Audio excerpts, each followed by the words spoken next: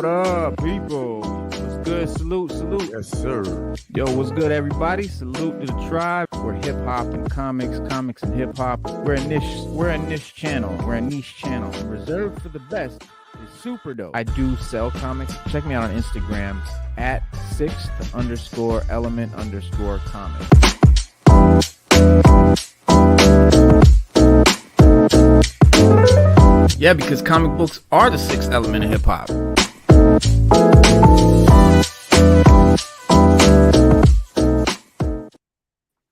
What's good? Sixth element of hip hop here. We got Slade Wilson in the wings. Been waiting all day.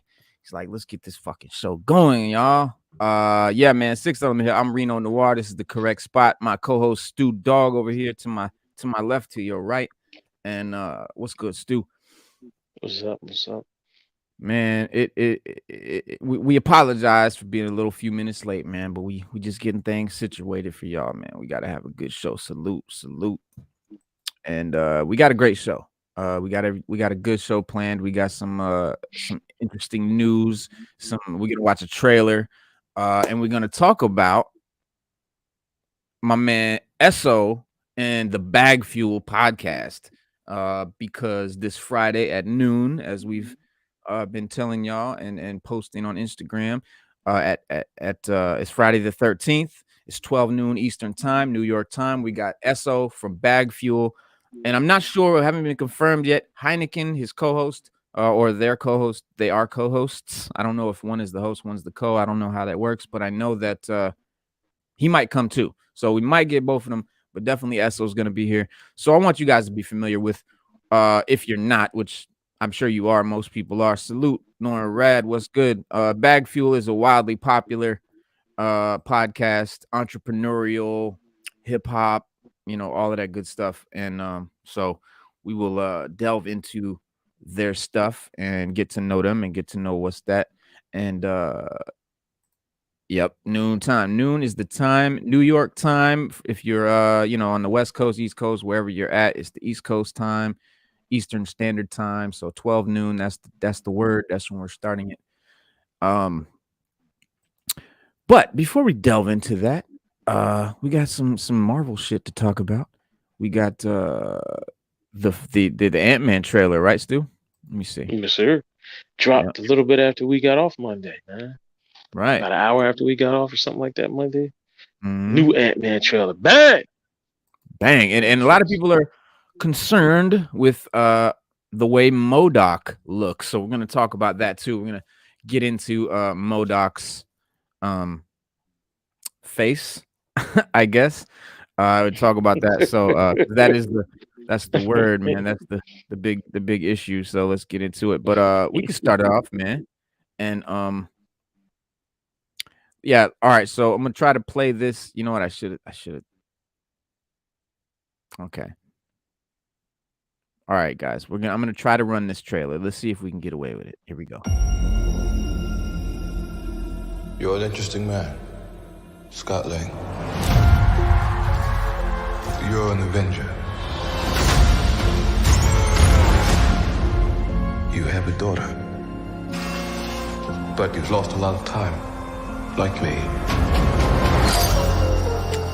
We can help each other with that.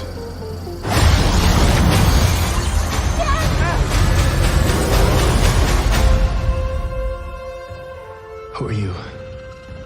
I'm the man who can give you the one thing you want. What's that? Time.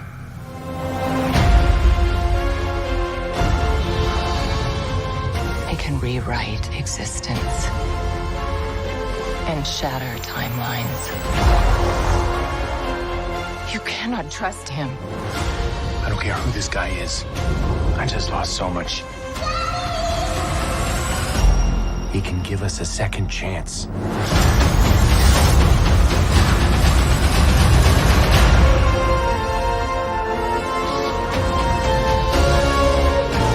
Let me make this easy for you.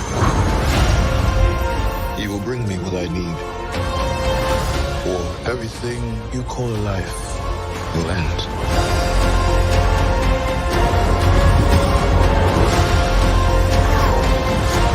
This is all my fault. not want her to watch this. We had a deal.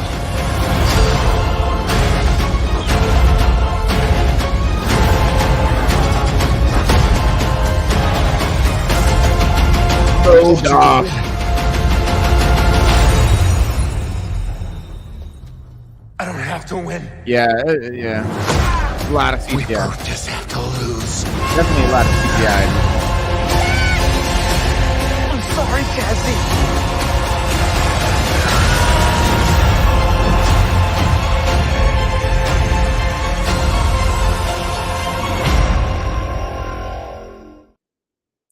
Kang looks pretty boss at the end there. Kang looks pretty dope. I'm excited. Jonathan Majors is killing it. Norman Rass, it might look like Into Mouth of Madness. Yeah, everything looks like it's on a green screen. Hell, fellas, I like CGI. Listen, it's a CGI centric movie, I guess, but so is Avatar. It's a CGI world. It's a CGI world, Reno. You can't do the we can't do quantum puppets realm anymore. Yeah, we can't do puppets anymore. Sada, welcome, Can't do Sada. Yeah. And you're right, Reno. We can't do the quantum world without CGI. How much did I miss? Nah, we just watched the Ant Man trailer, the new one. And we know you have too.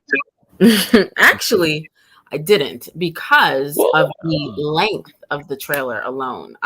When I saw it and I saw that it was 2 minutes and 30 seconds, and the first trailer is close to that length, I was like, nah. Because typically when you have like multiple trailers that are that long, they always show too much. One or the other shows too much.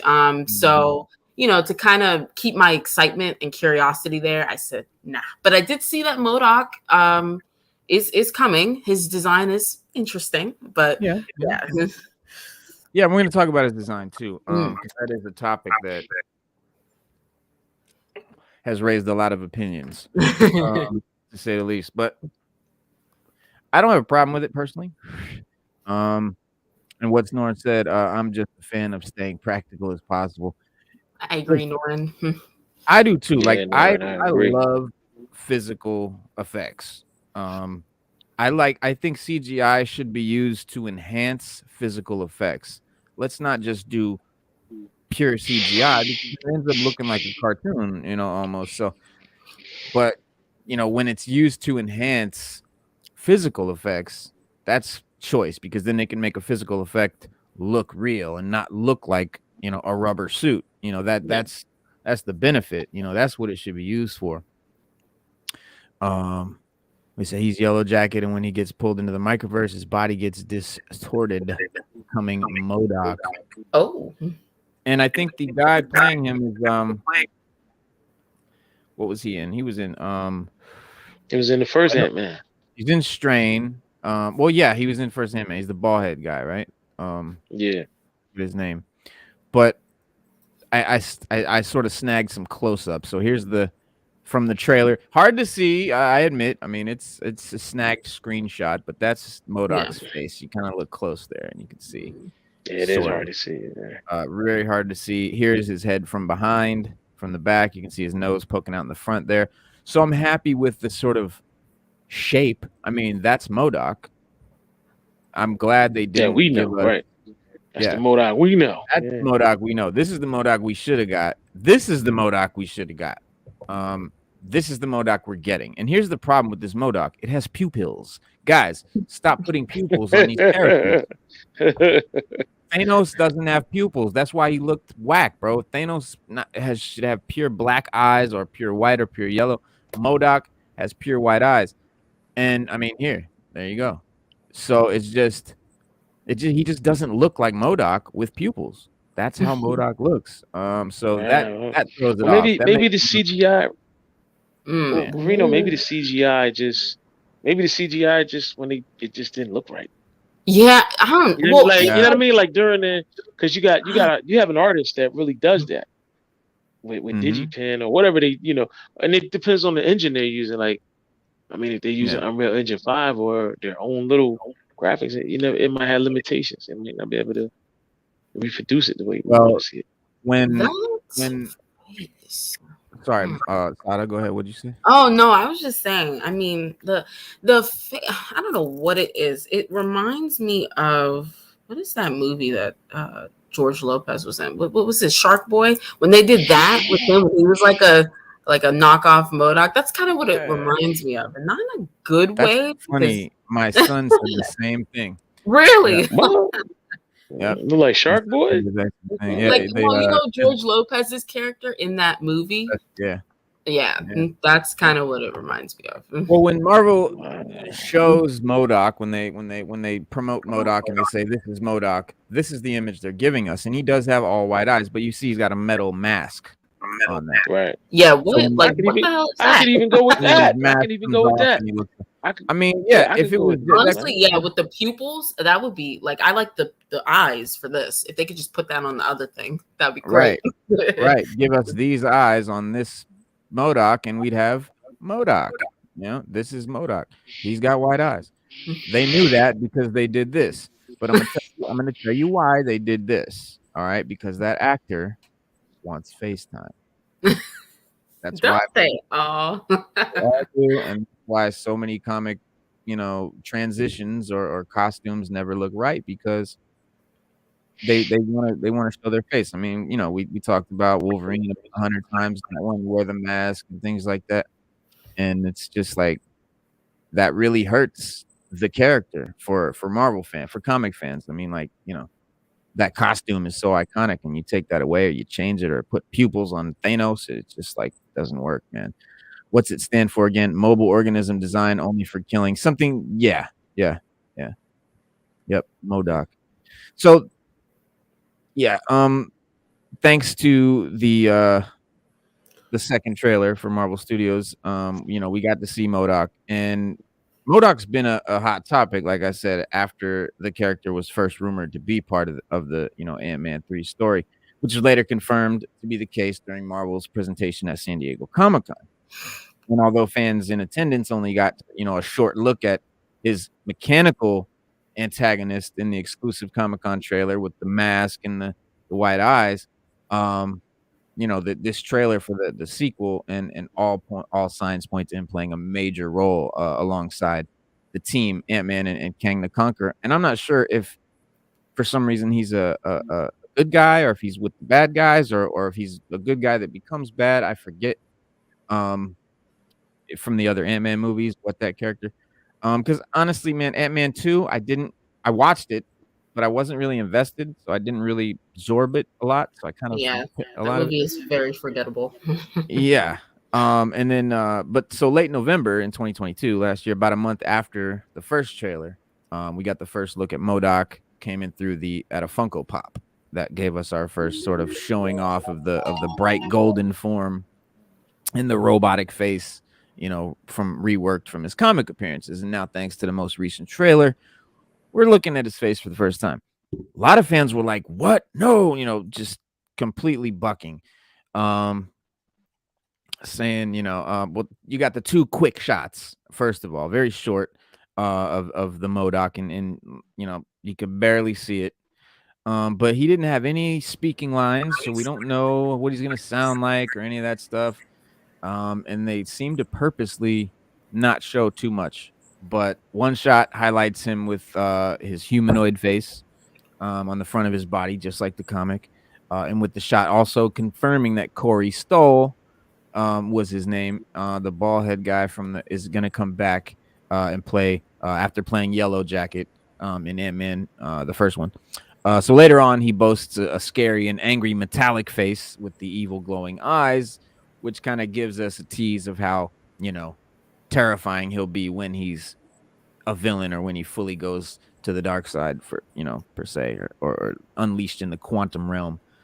But yeah, it teased that M.O.D.O.K and Kang will be working together in some capacity at some point. So it's still unclear exactly how that's going to play out, with Kang asking Ant-Man for some help in some form, as he looks to, start his streak of dominance over the MCU. And I don't know if Kang kind of like propositions Ant-Man because he knows he's like a criminal and he's gonna use his low morality to maybe do something villainous. I don't know. And it's also unknown if Corey Stoll's Yellow Jacket becomes M.O.D.O.K in this movie, or if he just plays the two different roles. We're not really that's not been confirmed if it's supposed to be the same character. But that mystery will be, one of the many things that fans are looking forward to see when the movie actually comes out. And even while Kang is set to be this movie's big bad, and set, to start his journey as the overarching big bad for the whole multiverse saga, M.O.D.O.K ain't gonna be nothing to sneeze at, bro. Trust me, M.O.D.O.K is a beast. So, man, I can't wait for that. But I mean, I don't know, man. What do y'all think about his face? I'm not too worried about it. But I don't know. Do you think that actor is playing M.O.D.O.K and Yellow Jacket, or if Yellow Jacket is becoming M.O.D.O.K? Because it's not from the comics. No, probably No. maybe Yellow Jacket becoming M.O.D.O.K. I could see them going that direction because they always like to change things. So I can see that happening. Yeah. That's a possibility.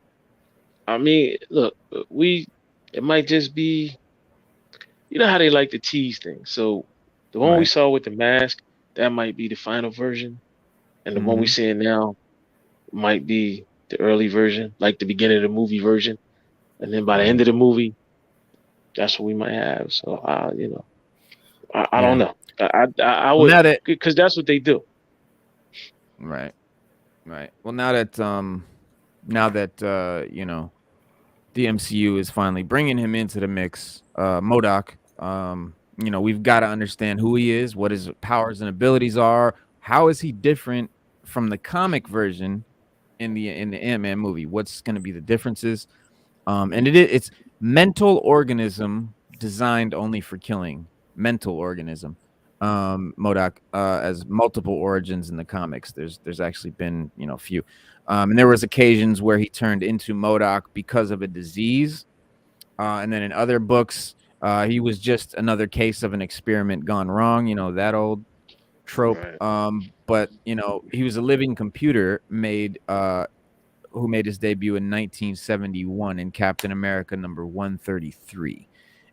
Cap has to go on a rescue mission to save Agent 13, whose cover had been blown since he tried to find out about M.O.D.O.K's existence. So she was held captive on one of AIM's submarines. So when Captain America reached it, he found Sharon.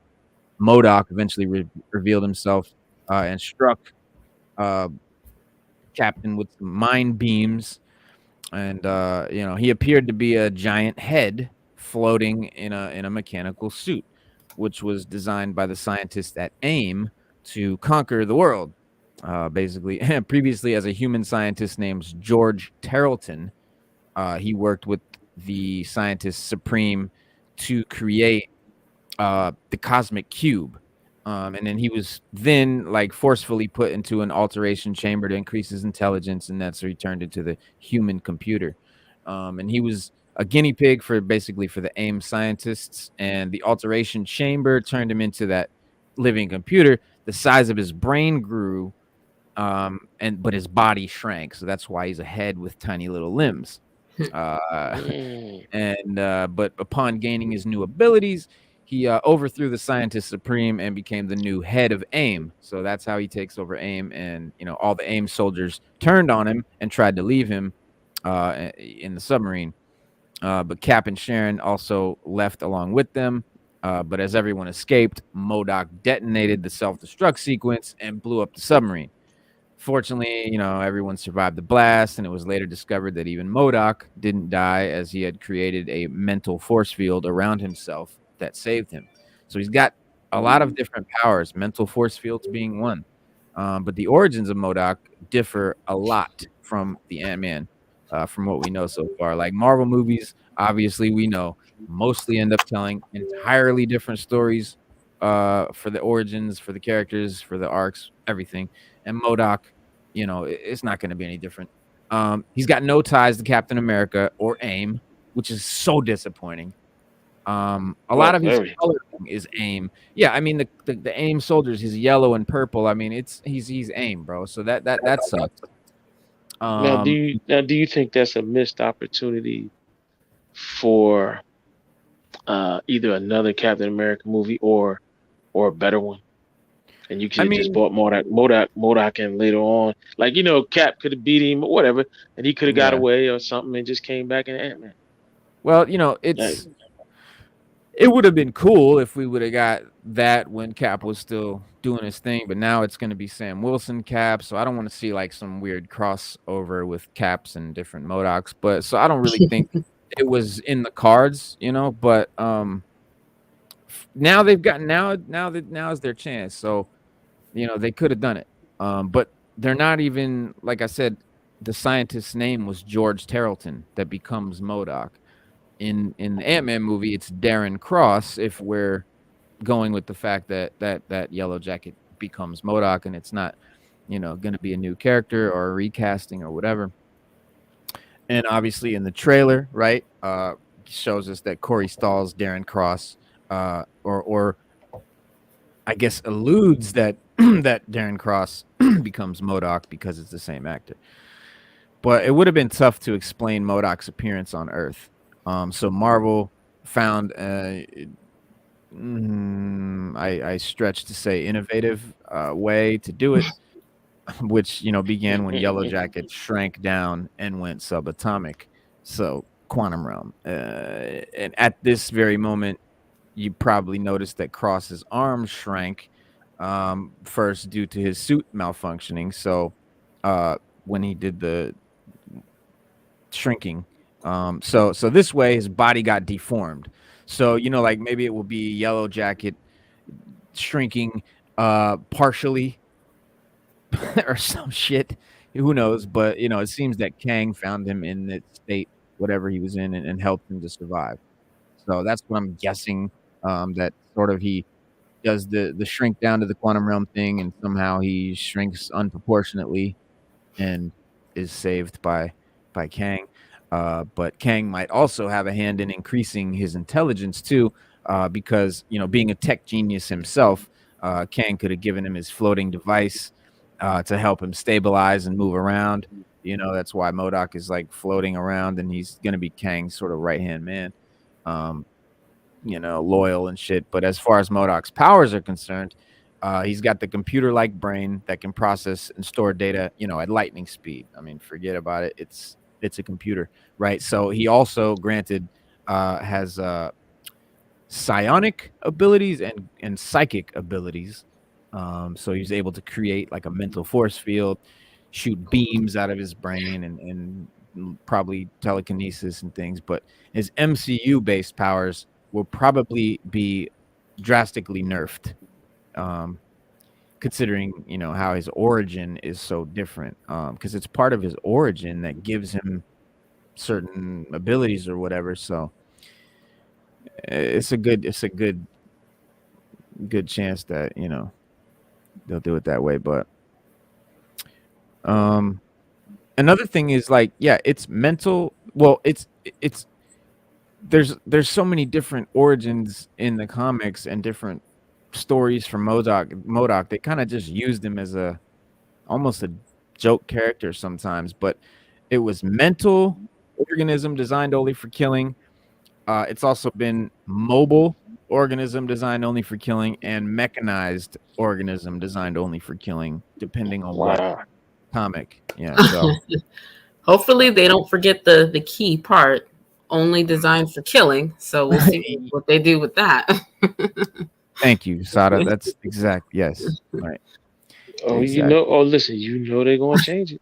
Of course. They're going to change it. There is no way that they will not change that. Hollywood's got to put their own spin on it. Only designed for corruption with a K. Right. Well, this is Marvel's website here, and this is what they say about his powers. They said, thanks to the AIM alteration chamber, the very average human known as George Tarleton became one of the most mentally powerful beings on the planet.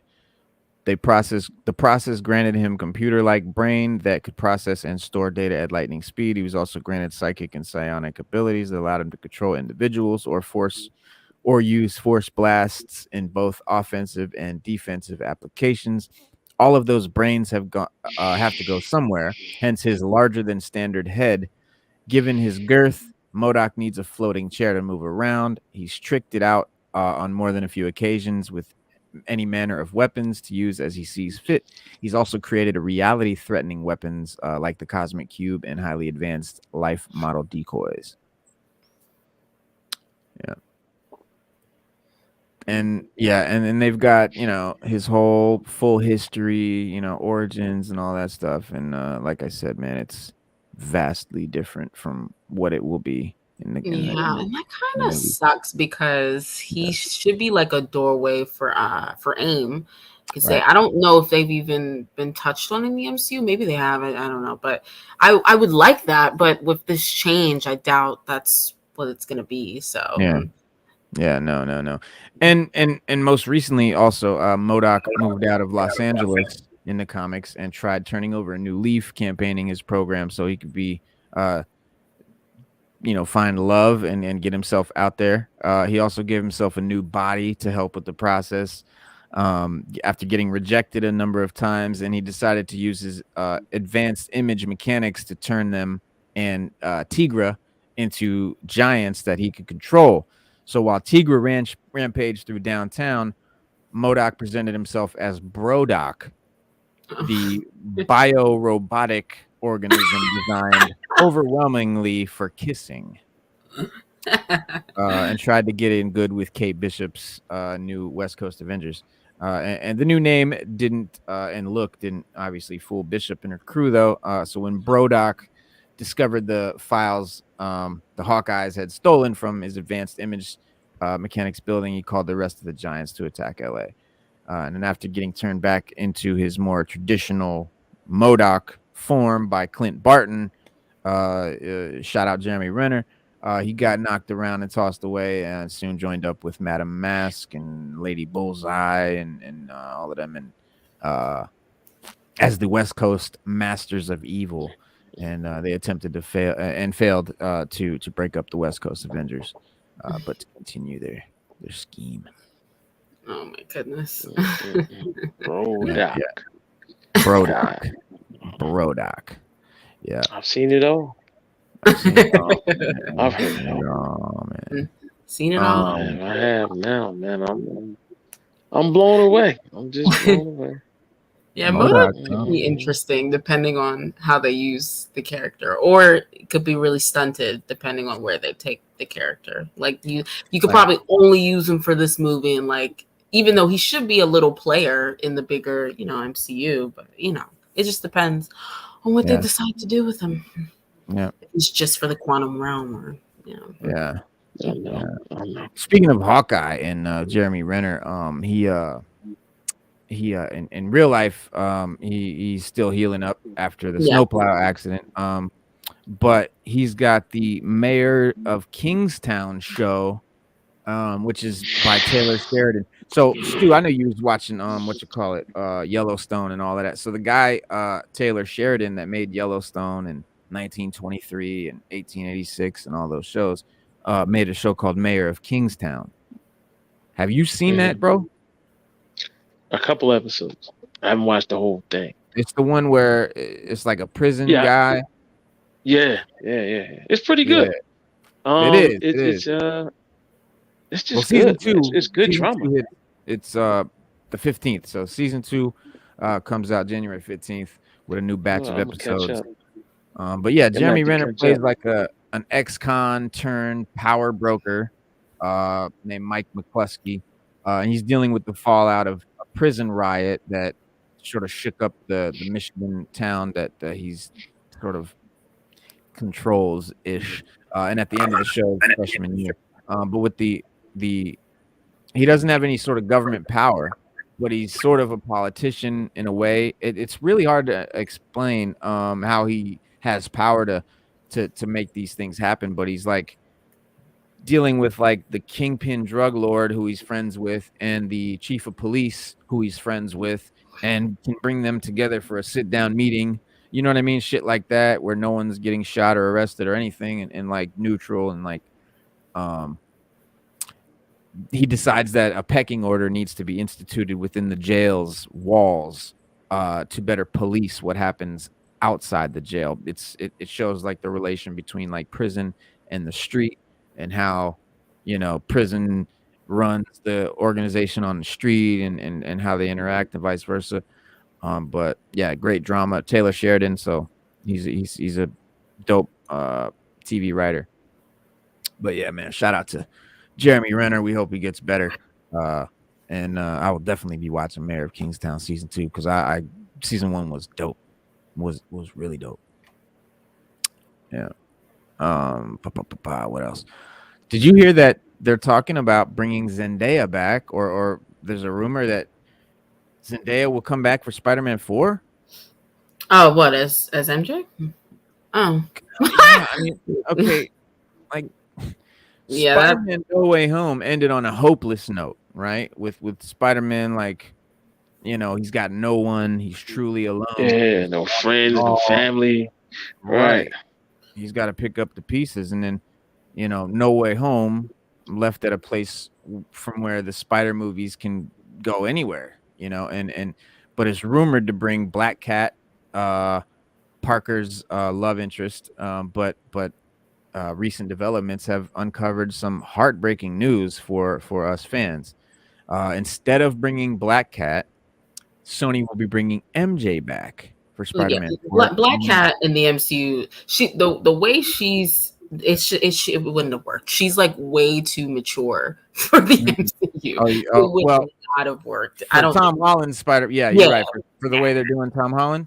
Yeah. Nah. But I also that's don't. What I was looking forward to. Yeah, I was looking forward to that, making him more mature, because Tom Holland he seems so immature. I don't want her MJ back. She's written terribly, so I don't really want her. Right. Yeah. Their relationship, right, might be a huge factor in determining the decision. Their real relationship. They should.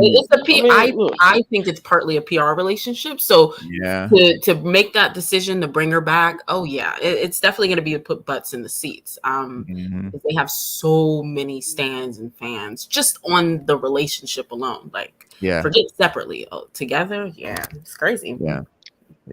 I think they should just let it go. I agree. Let it go. Time to move on. New storyline, new people, new love interest. Come on, go with the story. Stop.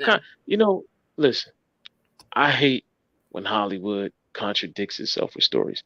Like, I hate when they just do that. You write a story, it's good.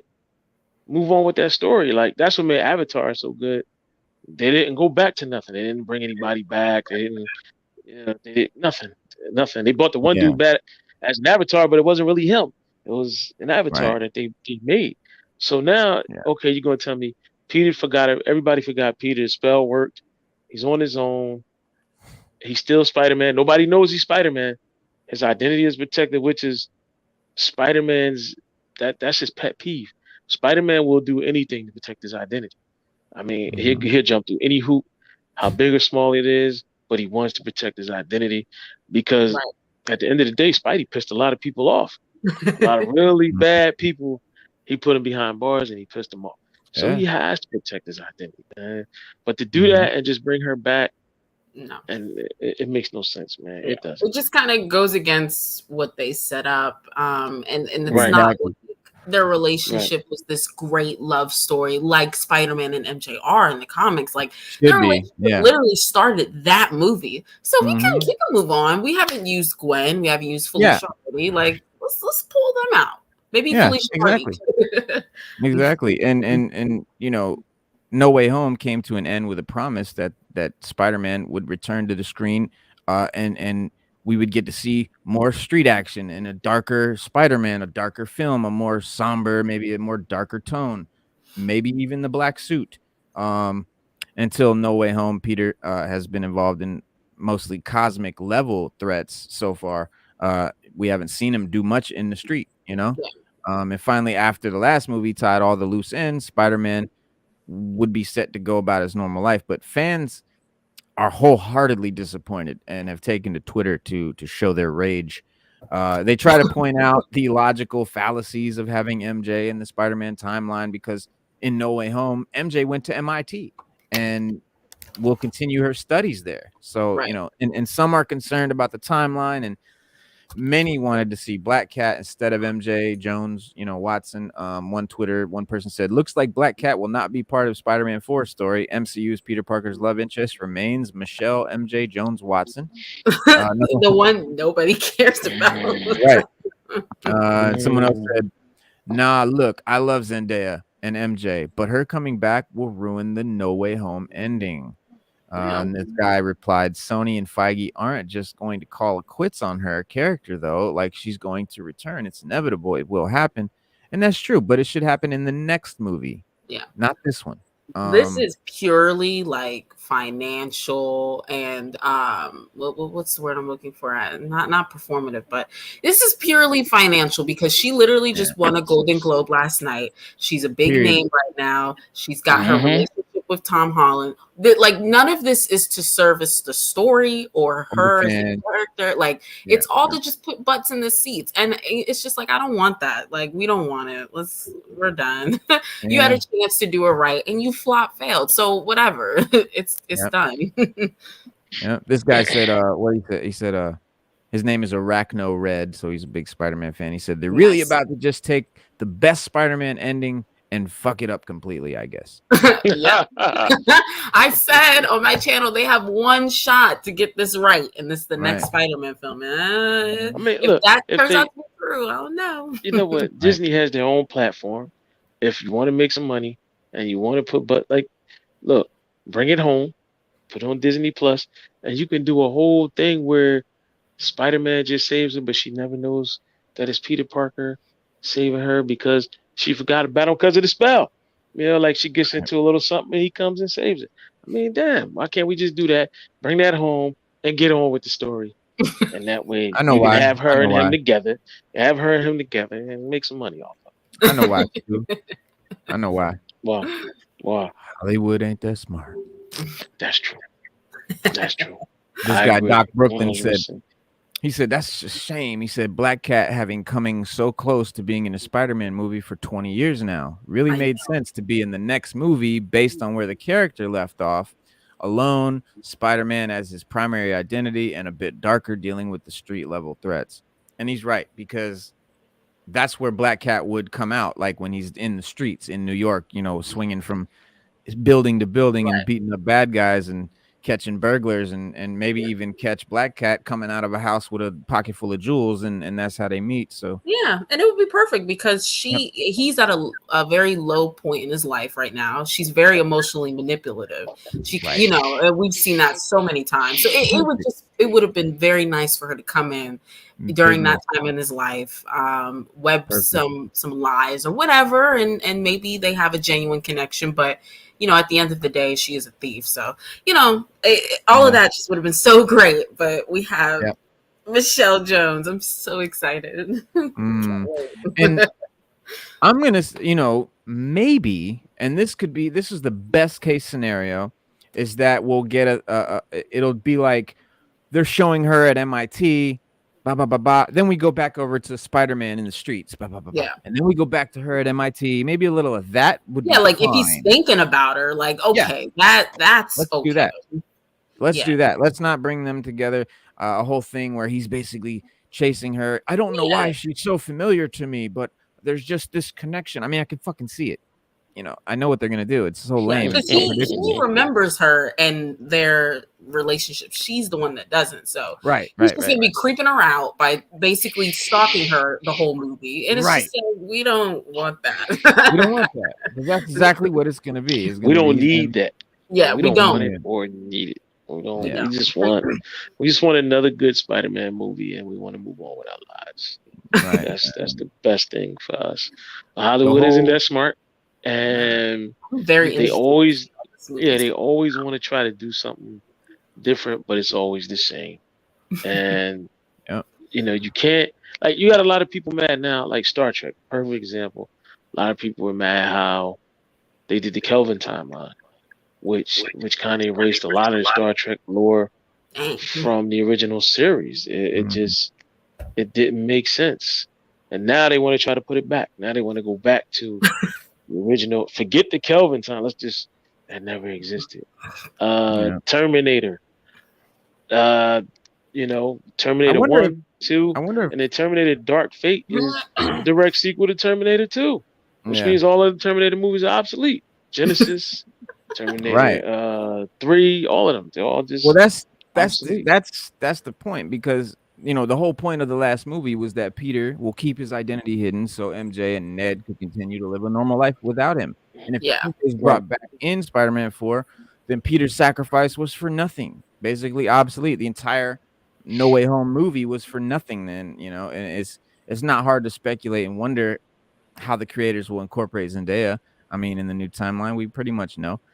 Some fans commented on how Sony has no actual understanding of the character, the arcs, the storylines, and the stories. They only care about the box office numbers, like you were saying, Sada. It's all about butts and seats. And And you know, that's been proven every oh time yeah, they've gotten involved. Every time they've gotten involved, it's been to hmm want to make as much money as possible in one movie. So they cram everything in there. It happened to work for No Way Home, but they were in conjunction with Marvel or the MCU. But right.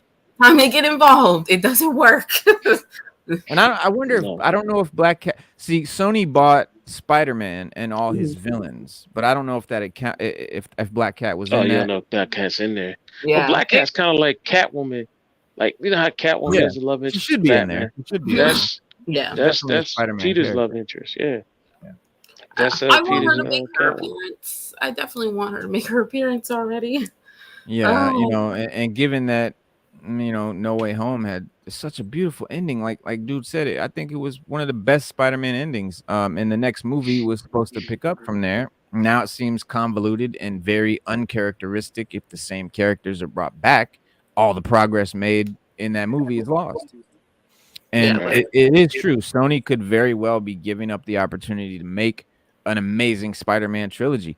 Given the No Way Home ending and the street type Spider-Man would go very well with Black Cat, and their relationship would bring a very, a breath of fresh air. And the amount of storylines. And I mean, I wanted to see a new trilogy start with this new movie. It's Spider-Man 4, right? So that's Yeah. really Spider-Man. That's really number one of a new trilogy.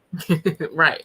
And that new trilogy should have been, we got the symbiote coming in. He's separate from, the friends don't know him anymore. Perfect time for him to go black suit Spidey and go, super aggressive and Right. be He's at this not low have the point in his guidance. life. Like, yeah. Right. No Ned guiding him and pulling him back, and then Zendaya bringing him back, none of that. So that would have been fucking choice, man. So, but Spider-Man 4 is going to have a street type vibe for it. In that case, Black Cat is definitely more appropriate. And I don't, again, this is all sort of rumors at this point. We don't know any of this to be, fact or not. Maybe Zendaya is going to, like I said, have a separate story being shown at the same time in the movie, or like you said, with, thoughts or flashbacks. And maybe Black Cat will be in there. Maybe it's a surprise. Who knows? But Right. it doesn't Remember look. Spider-Man? Remember Spider-Man gave up a lot in the comics as Mhm. well to protect his identity. Oh yeah. What like look at what happened with Gwen Stacy. Had she not died, his identity would have been out there. You know what I mean? Like Right. it would have been a travesty for him. Yeah. But of course, he did the right thing by saving the day.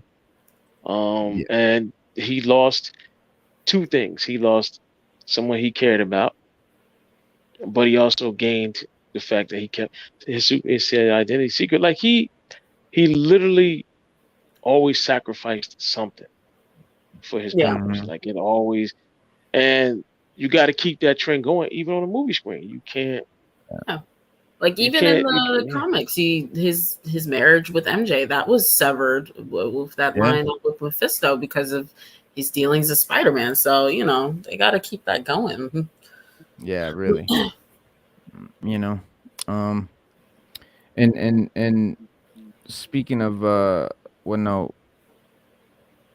was that no, well, Fantastic Four movie, there was some rumor about it being there, or maybe Spider, because Spider-Man was a member of Fantastic Four at one point, being some connect crossover, but Fantastic Four, they're still casting. Oh, I bet. Yeah. And there's been tons of casting rumors all year about who's going to be the next members of the franchise because they're rebooting it, of course. And as we were getting close to San Diego Comic-Con, all the rumors, we were like, we thought we were going to see who was who, and we thought we did. Like, we had that whole show about like who was going to be who, and we had this whole thing, but it turned out to be fake. So fizzled out. But yeah, in a new report by Puck, it seems that there's still no one set for the various roles for Fantastic, Invisible Woman, Human Torch, or Thing. That makes sense. They have to get it right. I mean, third time's the charm. I felt like the movie casting for the first time was pretty great. It was just the writing and everything. And the second time, no. But this time, they could do something. It just depends. But it all starts with the casting. So I hope it's good. I hope it's good. Yeah. Yep. It should be. Because it's a huge dream project, man. I mean, Fantastic Four should be huge, and I hope that it gives us Doctor Doom. But I hope that Doctor Doom isn't just like relegated to that movie, because he's way bigger than just a one movie villain. So yeah, but that might be where we get him. So I'm excited for that. Bill Murray is playing a very obscure character in Ant Man. That's crazy. Oh yeah, that's right. He was in the trailer. Yeah. How is he playing? Yeah. Well, his role has finally been revealed. We get only a glimpse of him in the trailer, but his character resides in the quantum realm. Per a press release from Disney, Murray will be playing Lord Krylar. All right, and that's a obscure character who's had just one appearance in the comics in an issue of the Incredible Hulk. And Lord Krylar supplies weapons and mercenaries to his customers, operating from an island in the microverse, aka the quantum realm. Okay. So he's like an arms dealer for quantum realm gangs. Got it. Okay. In his one appearance in the comics, he took on the antagonistic. The antagonist role and help fight the Hulk. But the quantum realm is supposed to be like this, world where there's a huge population, like tons of characters and all kinds of stuff going on down there. It's not just like an empty, place like amoebas and shit. Like there's whole people that have gotten stuck there or gotten sent there or whatever. And like little warlords popped up, I think, and maybe little gangs or whatever. But it's unclear at the moment how much Bill Murray's version of the character will mirror the source material. But it would seem that he can't fully be trusted. The footage screened behind closed doors at Comic-Con apparently revealed that he knows Michelle Pfeiffer's Janet Van Dyne already from her time in the quantum realm before. That makes sense. But how it plays out, we don't know yet. But yeah, in the trailer, we saw, more of the quantum realm this time, as well as Jonathan Majors as Kang in his full suit, blasting the beams. He looked great. Majors debuted the character with the He Who Remains in the Loki finale. But there's another version of Kang that they're, God damn it, what's his name? That they're saying he might be. I don't know. I'll find it. But yeah, the latest footage sees Kang and Paul Rudd's Ant-Man sort of locked in a brutal fight. But Quantumania is coming out in February 17th. So we'll know then. But Bill Murray's my dude. I told y'all, man. Bill Murray's a Wu-Tang member. Word. Bill Murray's Wu-Tang. Speaking of Wu-Tang, speaking of hip hop, I found this funny ass article. Let me see if I can pull it up. It's fucking hilarious. Okay. Here, let me share it with you.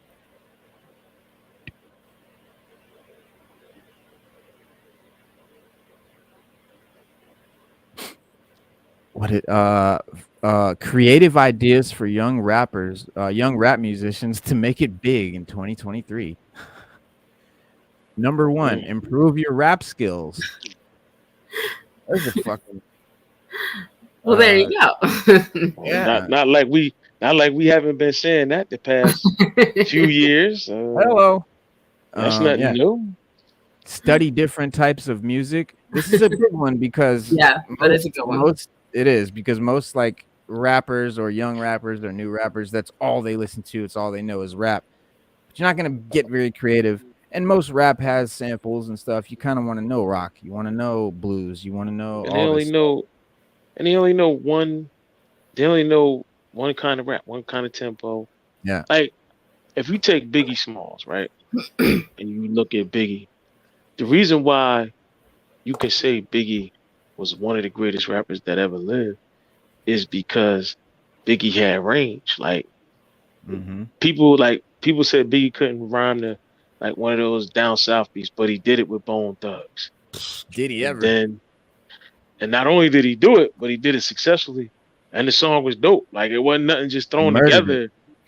Right. And the beat alone was dope. Like listening to that beat, you like, damn, it bring chills up your spine. You like, damn, and it rock to that. And then you got to think about some of the other, like, it's not just with Biggie, you got to listen to his lyrical content. That's the part.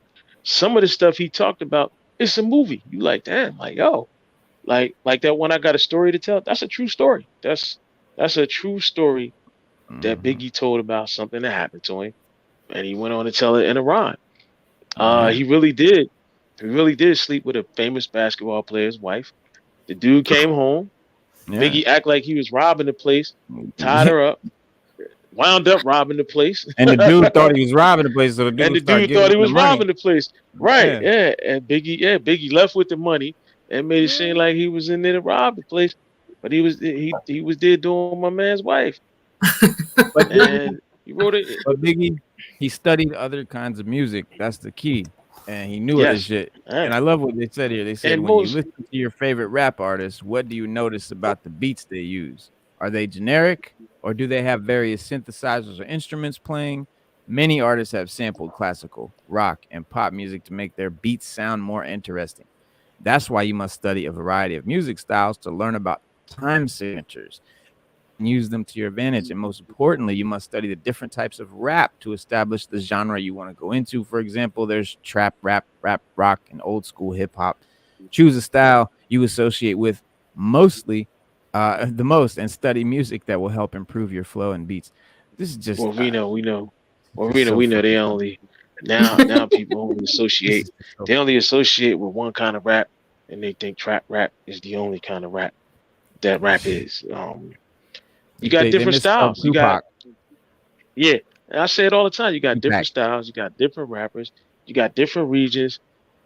Everything. Listen, I'm gonna say it here, Sada. You can stamp it. If everybody rapped the same, and it was all the same, rap wouldn't be fun anymore. Stamped. Can't tell these kids that they want to sound like the other guy. Oh, that shit sound dope. Let me do my shit just like him.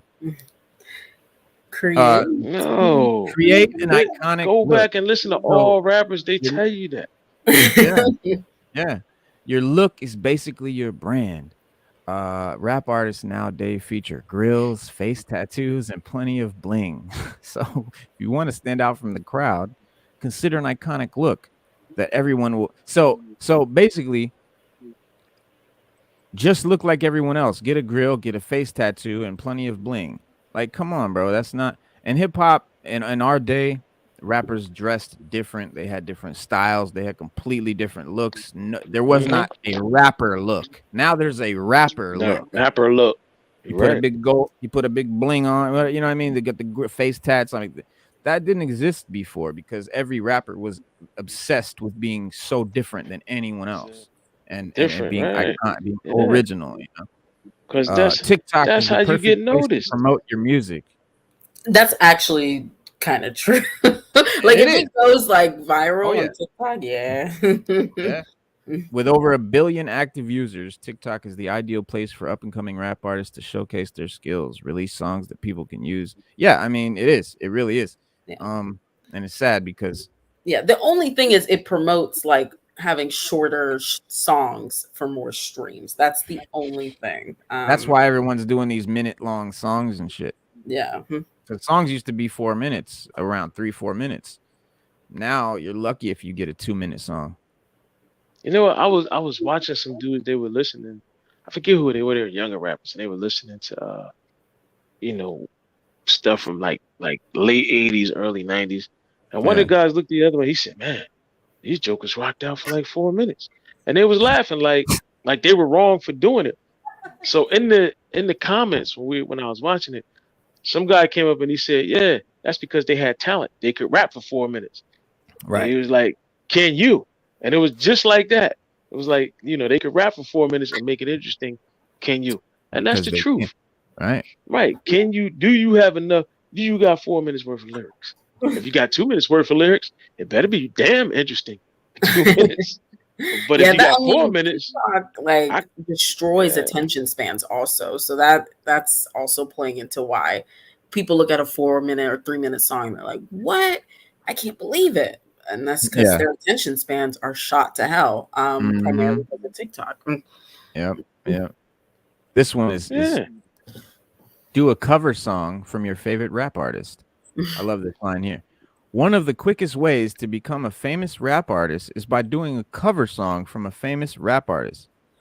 What? Wait, rewind that. What? One of the quickest ways to become a famous rap artist is by doing a cover song from a famous rap artist. And this is so there's been plenty of successful artists who've done cover songs from Jay-Z, Dr. Dre, and Snoop. Bro, they were already famous, and when doing the cover, it was an homage. It was not a come on. All right. Yeah, that's just bad news. Bad advice, guys. Don't go to open mic events or rap battles. Very good advice. You wanna, and this is most of these kids, most of these, Shopify, Spotify, or whatever, or SoundCloud or TikTok rappers have no stage presence. They have no stage experience. They've never rocked a crowd. They've never commanded a crowd, gotten a crowd to eat out of the palm of their hand. They've never been there. They've only sat in their bedroom and recorded music and uploaded on the internet. So that's what most of them are missing. And you could see it in interviews and shows and stuff. You could see it that they have no experience on the stage performing. So this is actually good advice. The best way to test your stage presence and your rap skills by attending open mic events and rap battles. You can't, I mean, it's free and you can get up there and rock a crowd. So, yeah, I would advise any young rapper, I don't care how many views you got, how many TikToks you got, go get some experience on the stage. Final thoughts. I guess that's it. But yeah, that was funny. Yeah, it's like yeah. Somebody's gonna read that and try that. Yeah. Oh yeah, all of that. A lot of it was good advice. Even the one about doing a cover song. Now that one could be good or bad. Like if you do like one or two covers, and maybe you get maybe the original artist sees it, like that could be good. But also if you do too much and that becomes your brand, then there's no way you're gonna shine on your own. So this is true. This is true. So maybe just scrap it all together. Actually, maybe just scrap it all together. just trash it. Yeah. Speaking of the Golden Globes, though, earlier I forget somebody mentioned the Golden Globes. Did you watch it? I didn't watch it, but I saw who won and everything like that. Oh, okay. No, but Eddie Murphy closed the Golden Globe with a speech that's been getting a lot of publicity. With an unexpected Will Smith Oscars slap reference. Oh yeah. The moment Will Smith slapped Chris Rock at last year's Oscars lived on into 2023 thanks to an unexpected portion of Eddie Murphy's Golden Globe acceptance speech. As he accepted the award, I think that it was the Hollywood Foreign Press Association's Cecil B. DeMille Prize. For his contributions to the industry. He basically gave a speech. He was like, advice to dreamers, artists in the room, things like that. He said, let me pull the thing up. He said there's a definitive blueprint that you can follow to achieve success, prosperity, longevity, and peace of mind. It's a blueprint, and I followed it my whole career. It's very simple. It's 3 things. Do 3 things. Pay your taxes, mind your business, and keep Will Smith's wife's name out your fucking mouth. That's Man. funny. That was funny. That was But funny. that's a shot. That's a shot at. That's a shot at a bunch of like Wesley Snipes didn't pay his taxes. Yep. Right. Yeah. Kanye West didn't mind his own business. So many have not minded their own business. Yeah. Yeah. Yeah. In the press room, he said that he hadn't spoken to either Will Smith or Chris Rock about the slap, but he said, "I love them both," and he's actually good friends with both of them. Yeah, he'll be all right. He'll be all right. When you slap Eddie, you'll be fine. You'll be all right. Yeah. But his speech didn't mark the first time that Will Smith was named on the NBC telecast. After returning from a commercial break, the host Jared Carmichael said, "Where we were on a commercial, we actually presented Will Smith and Rock with the Rock Hudson Award for the best portrayal of masculinity on television. So please give it up for Will Smith." Oh, he's gonna be the laughing stock for telling a you. while. Yeah.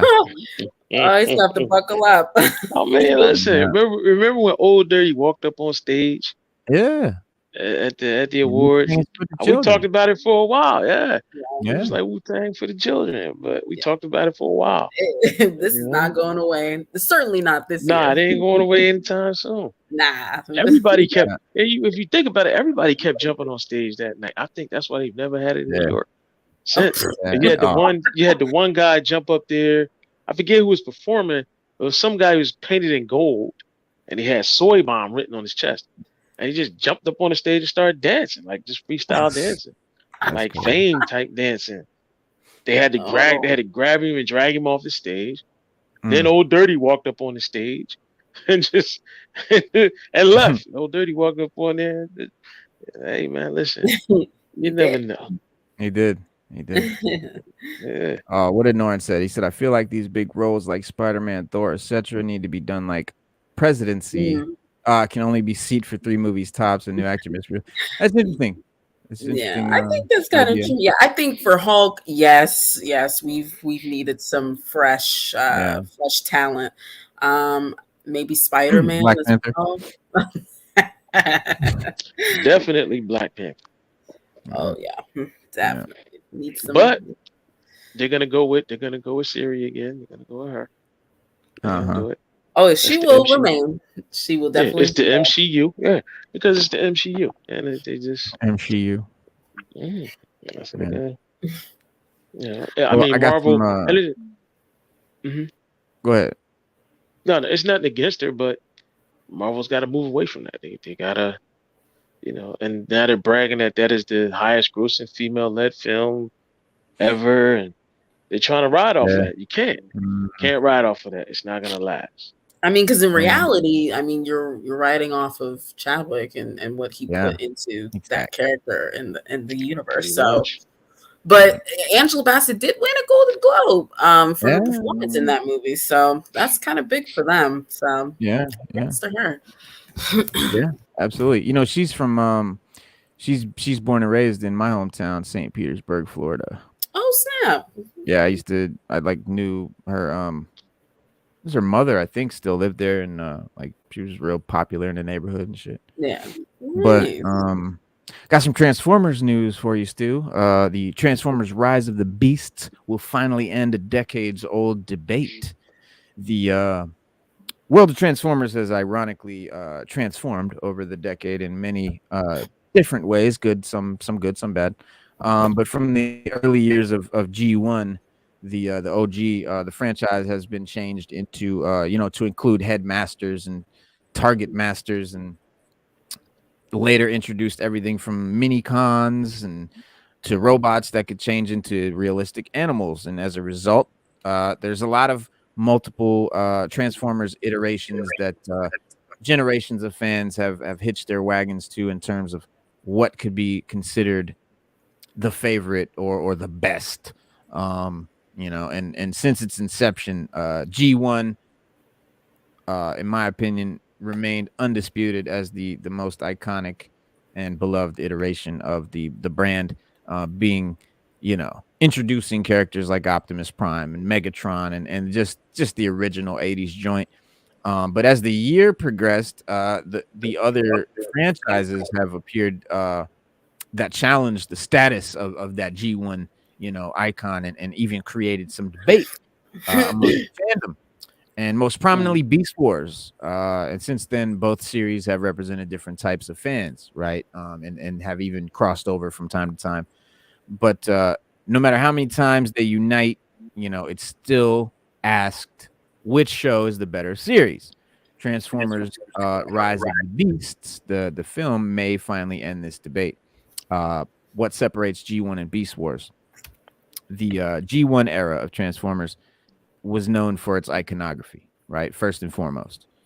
And there's a lot that the series conveys to audiences, showing that there's layers and lessons to be learned. And a great example of this came in the episode featuring the Golden Lagoon. You remember that one with which was a commentary on conversation and the dangers of taking more than needed. But more than anything, the show is mainly remembered for its characters like Optimus Prime and how his actions and always had the words of wisdom and impacted, an entire generation. But in short, the show may have been surface level, but when it made an impact, it really stood the test of time. And comparatively, Beast Wars, was a full-blown series with an overarching narrative that saw its Transformers characters evolve and change, not just transform. And then the story was, equal parts family friendly, but handled some more mature like concepts like romance and coming of age and things like that. And essentially, Beast Wars was more than a war story about good versus evil. Because it showed, it showed the complexities of both sides, and that motivations aren't always black and white, but there's a gray area, people aren't just, or people, characters aren't just evil for the sake of being evil and vice versa. But, to say which is better, considering what they offered at that, it's pretty much impossible. It's kind of an opinion-based thing, but the film Rise of the Beast will be the first time on the big screen that both of the iconic shows are crossing over, right? Like all team ups. It's expected that both sides will duke it out in a battle facing the main enemy. What do you mean is not true? Because the Netflix series did that. Remember, they crossed it over with on the big screen. I mean, Cinema, I guess if you want to put it like that, if you want to put it like that, but that's how I put it. No, I'm saying it would have been better if they would have just. It'd have been better if they would have just said, we're gonna get them crossing over in live action. Who would have said? Like if they would have just been like, just crossing over in live action, would have been better. That would have been better said, like them crossing over in live action.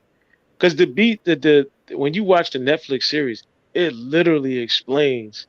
Because even when I watched the original Beast Wars, I always wondered how Megatron knew about Earth, like how he knew about Earth, how he knew to go there. And when they came back in time. Like he literally did that on purpose, but he never explained to anybody why he did it until I think it was like the very, very like last 3 episodes. He never said how he got the disc. He just said it was given to him. And that's it. That's all he ever said. He never said anything else. And then in the Netflix series, they explained that Megatron gave it to Galvatron, and Galvatron was supposed to give it to Megatron of the future. And that's what he did.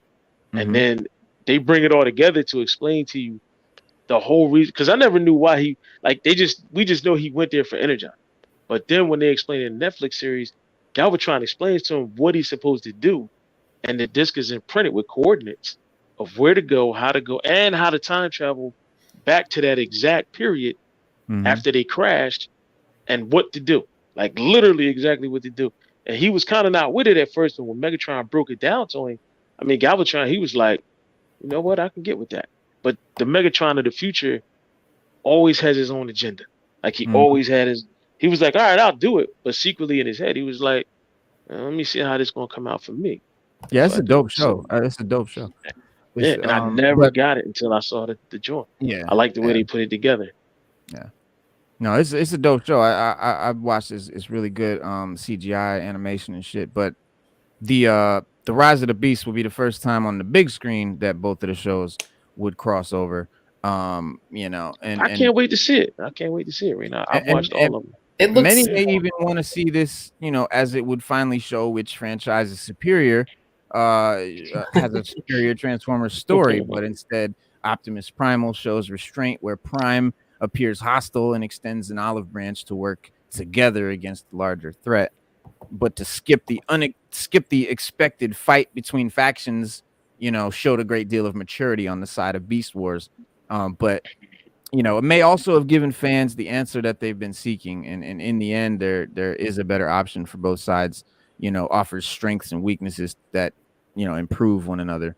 But I think it's also, you know, a symbolic olive branch as two eras of fans who experience Transformers differently could get to compare and argue about, you know, which is better and what, because, you know, I grew up with Transformers, not Beast Wars. You know, I didn't see Beast Wars when I was a kid. So, you know, but some kids, they grew up with Beast Wars. So it'll be dope. And I just love how this new film, and I think it kind of started with Bumblebee a little bit.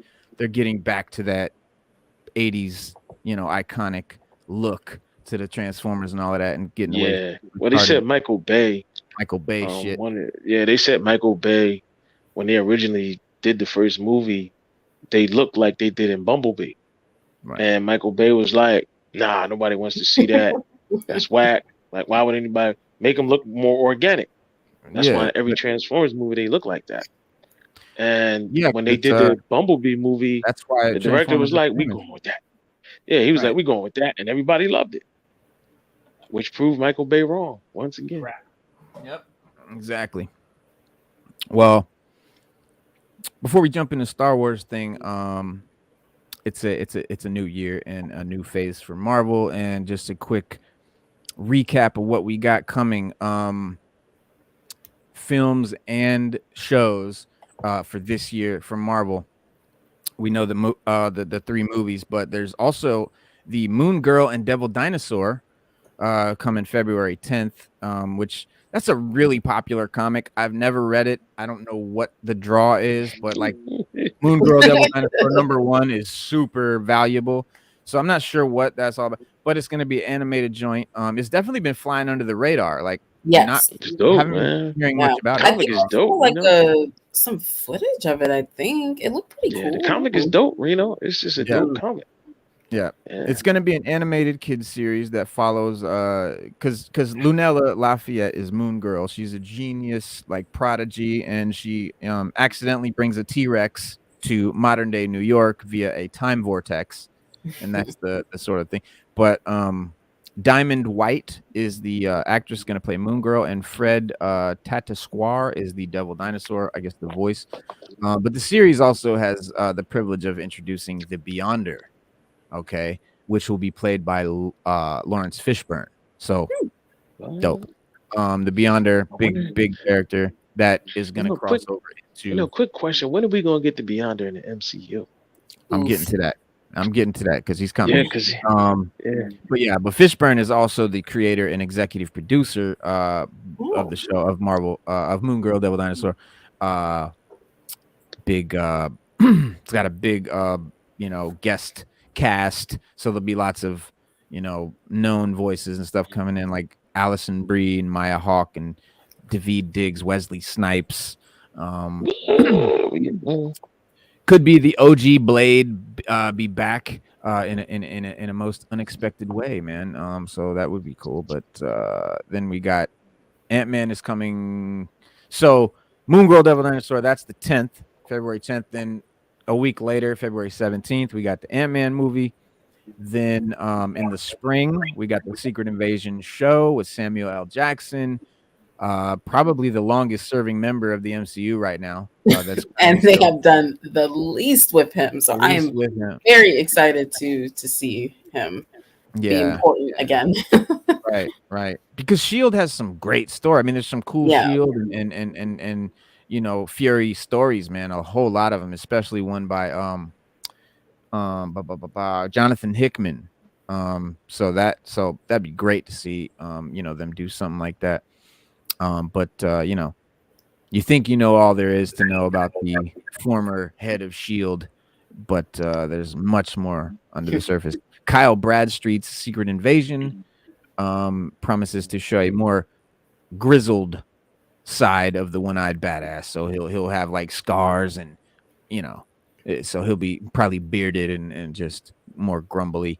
But even if you felt disappointed by Captain Marvel's Skrull storyline, like I think most people did, Secret Invasion is supposed to be much closer to the comic arc version, which I'm glad about, obviously. But after years out in space, you know, working with the Skrulls, Nick Fury's pulled back into the mix, sort of by a rogue sect of Skrulls, and like the comics, this pseudo Nick Fury series will be a crossover of various, you know, MCU properties. So like the comics, but also not. Bringing together, you know, Everett Ross, and James Rhodey, you know, Rhodes and Maria Hill, you know, all these characters from Shield, and there's also the return of Ben Mendelsohn as a good guy Skrull, Talos. Ben Mendelsohn's a dope character actor. He's in Rogue One. Like he's really underrated. He's a very underrated actor.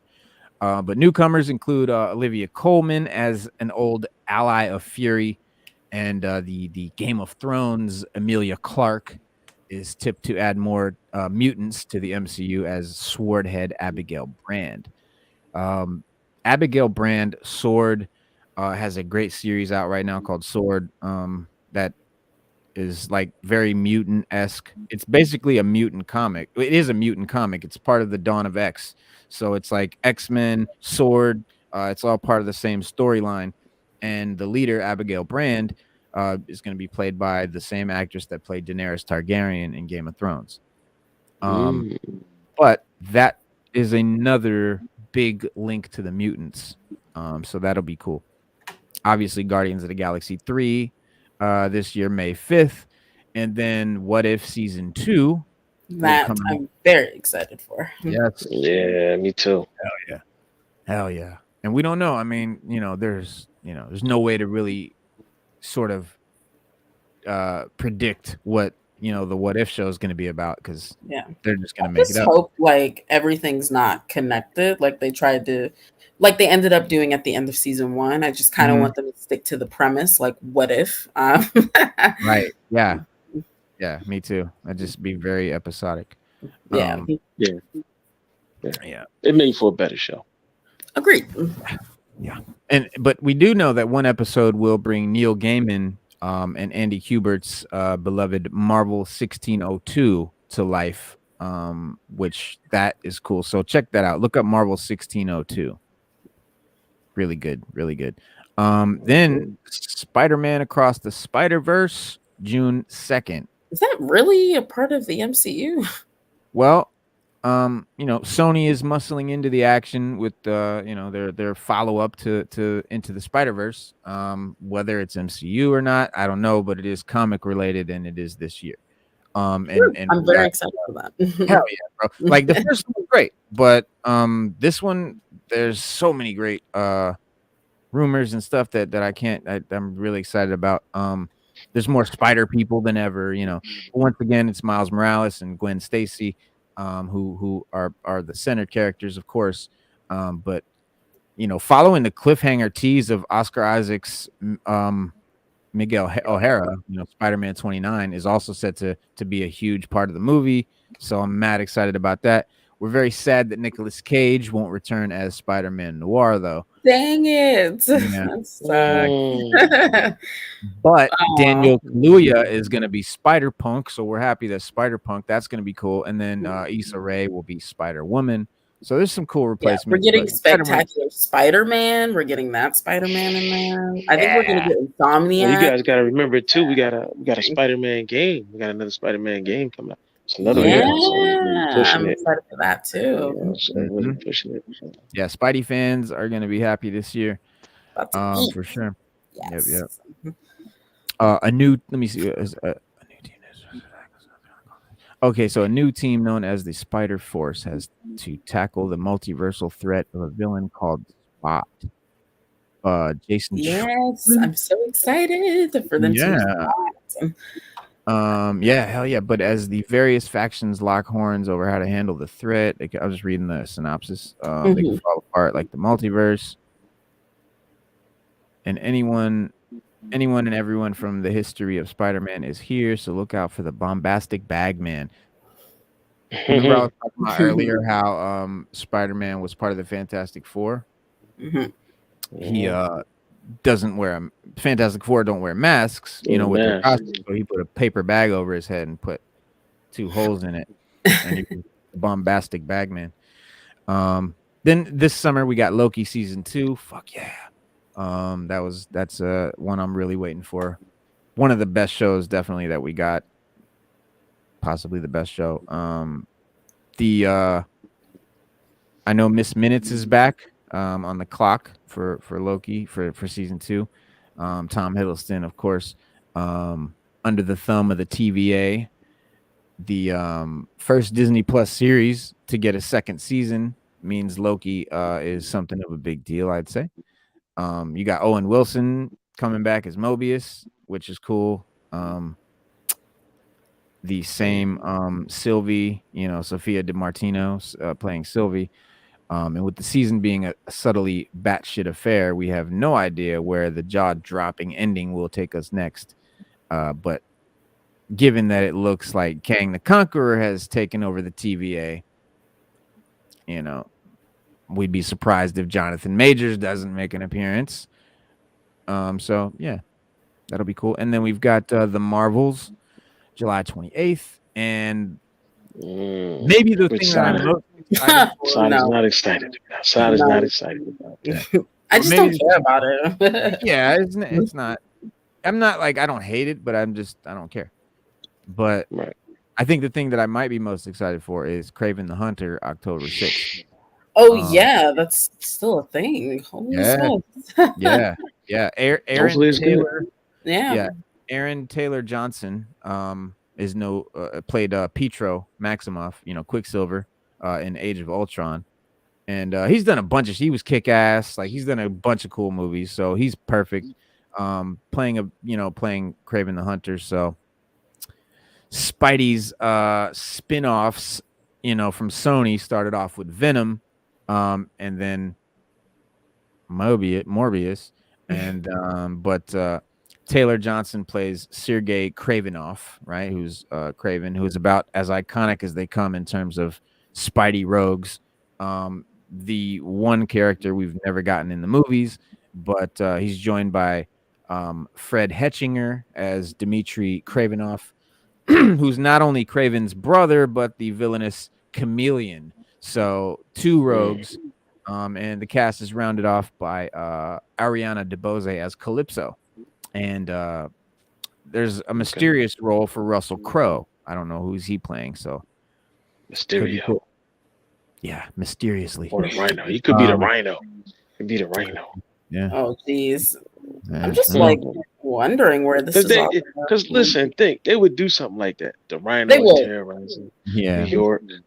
Yeah. And they bring in this big game hunter to bring him down. Yeah. Who happens to be Kraven the Hunter. Yeah, that's the only way I could see them like finessing him in this universe where Spider-Man just does not exist. I don't know how it's gonna, come together, because I'm sure eventually they're gonna want to bring all these villains together, but there's no common threat, so I don't know what that's you're right, and because there's been several attempts to bring Kraven into live action with Mark Webb's The Amazing Spider-Man #2, teasing him for the Sinister Six movie we never got, and more recently, the potential Sony split almost led to a non-MCU Spider-Man Far From Home sequel with Kraven.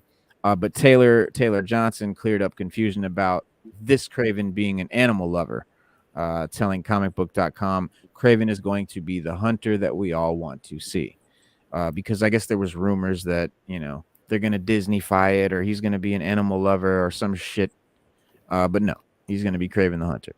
No, that's all Sony. So it's probably not going to be Disney-fied or anything like that. Yeah, right, exactly. Yeah. So not to worry.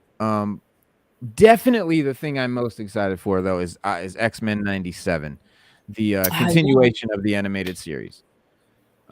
Nothing I'm waiting for more anticipatorily than that because I loved it so much. At the same time, there's nothing I'm as worried about because it could go either way.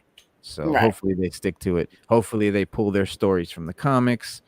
That's what made that show famous. I mean, that's what made that show beloved by fans is that they didn't just make up episodes with familiar characters. They took storylines directly from the comics and animated them. Hello. That seems like common sense, but they did it and they did it well. So can't wait for that one. And then Ironheart is coming out late this year. Yeah, I don't care. Me either. Yeah. Then there's Agatha Covenant of Chaos. I certainly don't care about Agatha. Yeah, Agatha. Come on. Why are they even doing this? Literally the most pointless of the lineup. Like I told y'all, listen. It's way too far behind. If Agatha would have came out right after WandaVision, maybe. Yeah, or even like Multiverse of Madness. But now, no one cares anymore. And I mean, but she is a great actress. I will say, the lady playing her. Yeah, I don't know what it is about her. She's a good actress. She does cool shit. But no take away from her. It's just a character. Nobody cares. Can you all say repeat after me? It's the Marvel MCU. And Marvel and Hollywood's not that smart. It's the Marvel MCU. Any chance they get to bring a female character to the forefront and make them the star and make them bigger than the men, then that's what they're gonna do. I mean, listen, we all love Laura Croft, and when they came out with that character, it was believable. We liked it. We love Laura Croft. Love it. The thing about Laura Croft, she didn't have to try to be hard to be Laura Croft. And Agatha was a sub character in, Wanda, but everybody was there to see Wanda. It's like Sada said, everybody loved Wanda. They loved her. Like they loved that character. They loved the person that played Wanda. And that's what they were there to see. We're not going to get that with Agatha. I'm sure that Scarlet Witch is going to be a part of the promotions because no one is turning on this show unless she's there in some capacity. Nobody was asking for Agatha. So. But last but not least, for this year will be Echo late this year. Another she for the MCU. Very indifferent to that. Yeah, I don't know, because Hawkeye set the scene for the return of Charlie Cox for Daredevil Born Again, but ahead of this that series in 2024, we've got Echo. Alakua Cox played Echo in Hawkeye, and with some serious daddy issues thanks to Kingpin being her adoptive father. This is thought to be the focus of this series. So, but Echo was a high-ranking member of the mafia in Hawkeye, and so, but she's poised to take on more of an anti-hero role. So she'll be, a sassy, edgy, female. Shocker. Character. Yeah, right. So, despite it looking like Echo killed Kingpin, we know that he survived the bullet, to the eye, and that Vincent D'Onofrio is coming back to play him, and Charlie Cox will appear as Matt Murdock. So, as well as rumors that Kristen Ritter might pop up as Jessica Jones. That'd be dope. But I don't know. She's cool, but I don't know. That's another one of those shows. out of those Netflix shows, I only watched Daredevil and Punisher. Like the other ones, I just couldn't get into. Little Luke Cage was cool. okay. Like the first season, I quite liked. I didn't catch the second season, but I never gave Jessica Jones a chance. I'll admit it. I never watched one episode. I just had too many different shows to juggle, and that was just one that didn't make the cut. So I can't say anything bad about it, and I've heard good things about it. And I do like the actress, so yeah, I think it was good. I think she's a great Jessica Jones. Hopefully they don't, get rid of her or Luke Cage, who they have for Luke. Iron Fist, I don't really care. So they can recast that if they want. Right. Well, that's every Marvel movie or show or Marvel character, not MCU particularly, just Marvel stuff that we've got for the year. Also this year we've got a bunch of Star Wars stuff forward to. So chopping that up with this month's sort of update, we've got the Bad Batch season 2, which is going on right now, which we're going to talk about episode 3 that just came out in a second. That was dope. Visions, fucking God, I cannot say enough how dope Visions was. Every one of them was phenomenal. Even the little goofy kids. Everybody loves Visions. Yeah, everybody loves Visions. Great. Yeah, Visions is good. Bro. Yeah, bro. Season 2 will be sometime this year. I don't know what date, but yeah, the first season, we got different creators basically came together and did an anthology anime series. So everyone, every episode was completely unrelated from the next, made by a completely different artist and creators and stuff. And they were all anime style, anime, not animated, but anime style versions of Star Wars-esque stuff. But they did some really creative stuff. I mean, you had the samurais with the lightsaber. It was just fucking brilliant, man. Can't get enough, and I can't wait for season 2. Jedi Young Adventures, totally for kids, will be in the spring. Disney Plus definitely targets a younger audience with little Jedi younglings. So it should be great for I'd say 10 and under. And as an animated series aimed at a younger audience, set expectations accordingly for potential, reviews and stuff. Don't trash it. Like, it's for kids. So we're not gonna do that. Mandalorian season 3. What more can I say? It's Mandalorian, so it's gonna be great. Ahsoka, basically a Mandalorian spinoff. Yeah. Definitely waiting for that. That's going to be phenomenal. I've talked about it ad nauseum. There's so much going on with that one. And Skeleton Crew. I think that's it for that year. Yeah, that's gonna be cool. I just want them all to be as phenomenal as Andor. Andor. Sada, you can stamp this. You can stamp this, Sada.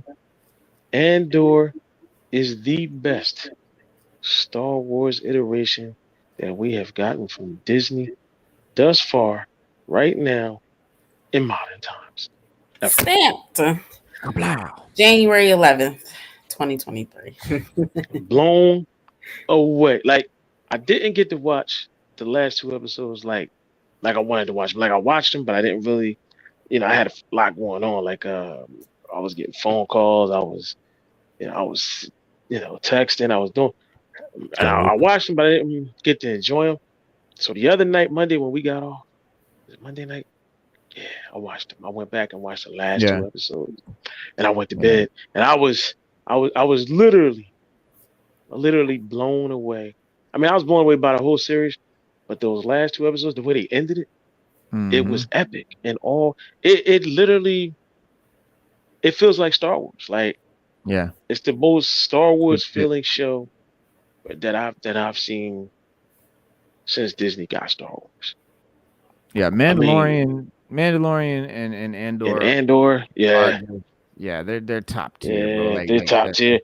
And everybody keeps ragging on Andor, like, oh, it's boring.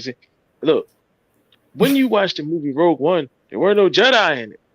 There were no Jedi. There was no. The only lightsaber we saw was at the end when Darth Vader came and he cut everybody up.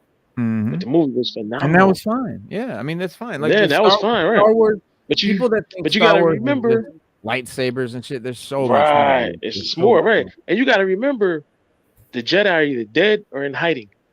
So you can't have a Jedi just pop up in the middle of Andor, right, and start, slicing fools up with his right, blue lightsaber. It can't happen.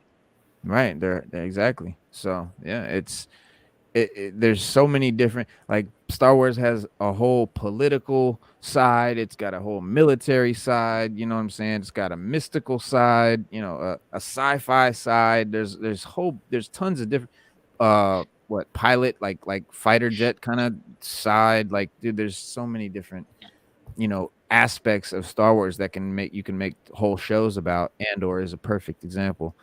But another great example is Bad Batch, which has been phenomenal. And Star Wars finally has revealed the fate of Commander Cody after Order 66. Yes.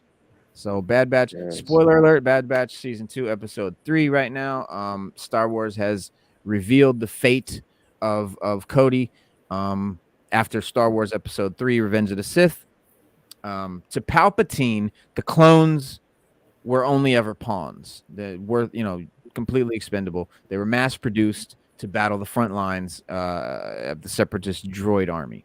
And each clone also had this inhibitor chip planted in their brains so that whenever Palpatine, wants to take control of them and issue Order 66, he can. And this effectively turned the clones into slaves, leaving them with absolutely no choice but to kill the Jedi generals who had commanded them for years and befriended them and been almost family, some of them. So the tragedy, of course, lies in the fact that most Jedi did not consider the clones as disposable at all. Obi-Wan Kenobi, for example, built a close friendship with the clone Commander Cody. And he was understandably shocked when Cody commanded the clones to open fire on him. But he survived and escaped, obviously. But the inhibitor chips rewrote Cody's mind, reducing him to just a mindless automaton who was, committed to following orders. And Cody's known to have remained active in the Empire for some time after Order 66, right? Even leading forces to enslave Wookiees on Kashyyyk. And his guilt, he was guilty for Obi-Wan's death. I mean, because Cody returns in Star Wars: The Bad Batch Season 2, Episode 3, obviously, and which, he leads Crosshair, one of the Bad Batch guys, the sniper guy, on a mission to Desix, a planet called Desix. Earlier episodes have established the effect of Order 66, and how it faded over time, and the clones gradually regain their normal state of mind. And this is the only reason that the Empire ultimately discontinued the clone program, frustrated because the clones weren't the mindless drones that the Emperor, wanted them to be and designed them to be. And in Cody's case, he seems to have felt an increasing sense of guilt for what he presumably believed was Obi-Wan's death. He no longer believed order should be obeyed without question. He instead, considered himself responsible for following the orders that he'd been given. In this episode, we see Cody, continued to serve the Empire for months after Order 66, but it was a mission to the Outer Rim, planet Desix, that broke his faith in the Empire, and we get to see that happen. And a former Separatist, world, Desix, refused to acknowledge the Empire's authority. And when a new Imperial sector governor was sent to Desix, they held him hostage. So the Empire sent Cody as a leader of a mission to arrange for the governor's, rescue, and he was successful by promising amnesty for the Separatist leadership there. And it was an amnesty that the sector governor had no intention of honoring. The Separatist leaders were cut down right in front of Cody, and like good soldiers follow orders, right? That's saying, like Crosshair, Crosshair shot the girl, and it was sad because Cody talked the girl into a peaceful resolution, the acting mayor into a peaceful resolution, and she surrendered. And Crosshair shot her. Crosshair gunned him. And at the end, Cody asked Crosshair. Now he said, "We're just clones, yada yada, this and that." And he says, "What happens when we have to live with the decisions that we make or have made?" Right. You know what I mean? And Crosshair has the same answer for everything. I'm just a soldier following orders. And that's when I think Cody was like, you know what? I'm not. I actually have the ability to make a decision. And that was the reason. That's the difference between, because he said, look, what's the difference between us and the droids? If we just blindly follow orders and do everything the Empire says, no different than the droids. Right. And and then that's when Crosshair says, well, I'm just a soldier following orders. And so that's when Cody was like, well, we got to live with those decisions that we make, no matter what the orders are. And then he walks off. I mean, it was deep, man. Because it shows you, like, you see a lot of the things that happen. Because even in the episode, the mayor was saying that she was still calling the Empire the Republic. She was like, we broke away from the Republic a long time ago. They didn't recognize the Empire. They were just separatists but good soldiers follow orders is the saying that had been the maxim of the clone army. But Cody didn't feel that it was good enough anymore, and I don't know. It's possible that Cody had rationalized his actions during Order 66 by telling himself that it was necessary and it wouldn't happen again. But now when he was leaving, and he saw, when he was leaving and he saw the Star Destroyer pull up, and he just seen him unloading troop after troop, and they were literally taking the citizens off world. Like anybody who just didn't agree with it, they were just taking them off. He sat there and watched that, and that's when he got into shit. Like I've seen this before. He's like the Empire. It did this terrible thing, but he sort of compartmentalized it and was like, okay, they did this terrible thing, but now on to business. But he's steadily watching the atrocities that they're steady committing, basically like watching the Nazis or something. And he basically abandons the Empire, and apparently one of many clone troopers who deserted in the months that followed Order 66. A lot of the clones were disgusted with the fact that they just killed their Jedi generals, because some of them, like I said, were very close, good friends. They had been in battle for years, and so it fucked them up, but little wonder the Empire replaced clones with stormtroopers, which, because stormtroopers basically, they were going to get the same thing out of clones as they would stormtroopers, because they're not programmable anymore either. So stormtroopers are just a hell of a lot cheaper. Cheaper. And they could just conscript. And in the episode, they talk about that. Man. They talk about that in the episode with Cody. Where Cody's like, one of the other troopers asked Cody, like, they're talking. They bought something. He said they bought some declaration back up to the Emperor. It's back on the table, and it's about replacing us with volunteers instead of clone troopers. Yep. Yes, sir, man. Just reading these comments. Jones, yeah, man. Well, let's so Pedro Pascal from Mandalorian is talking about he want to be in the MCU too. So, That's what. Who knows? But I mean, I'm sure it'll happen at some point. Every one of these major actors is like trying to get in the MCU, man. I just wish that they would do it because they're fans of comics, not because they just want to be in the MCU. Right. Because it's that always guaranteed money. Exactly. Exactamundo. So like I told everybody before, this Friday the 13th, is we're having an interview at 12 noon here on the East Coast with with Esso from Bagfuel. Bagfuel is a dope ass fucking new podcast right now. They you know, it's like entrepreneurial advice kind of, but like in a hip hop setting, and it's hard to really pinpoint it, but very inspirational, man. And my man Cooks 24 podcast. You see him on Instagram, always Cooks 24 podcast. Hooked up this interview with Esso, so we're gonna chop it up with him.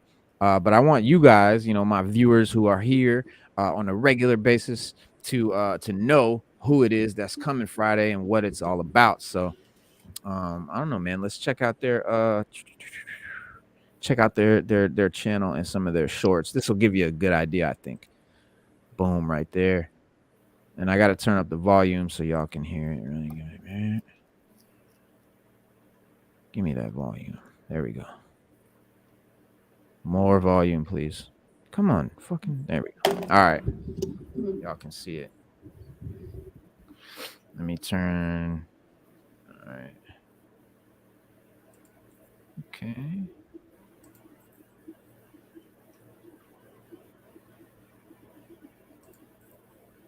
Oh.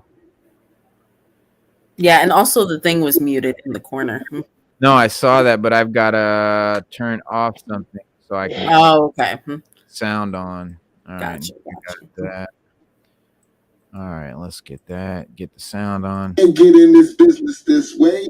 Use your talent and your skills and your relationships and try to come into around it and come in another way. Meaning, if you want to rap but you take good pictures, be a freaking photographer.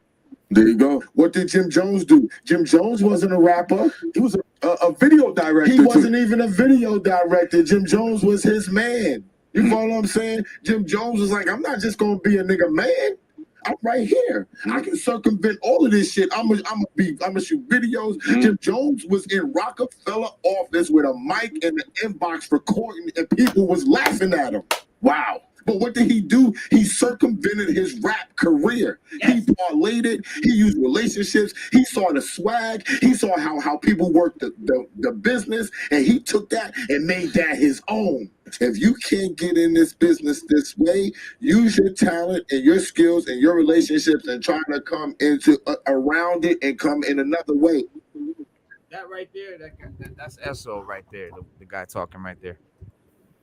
That's Esso, and then this guy is bringing value to everybody.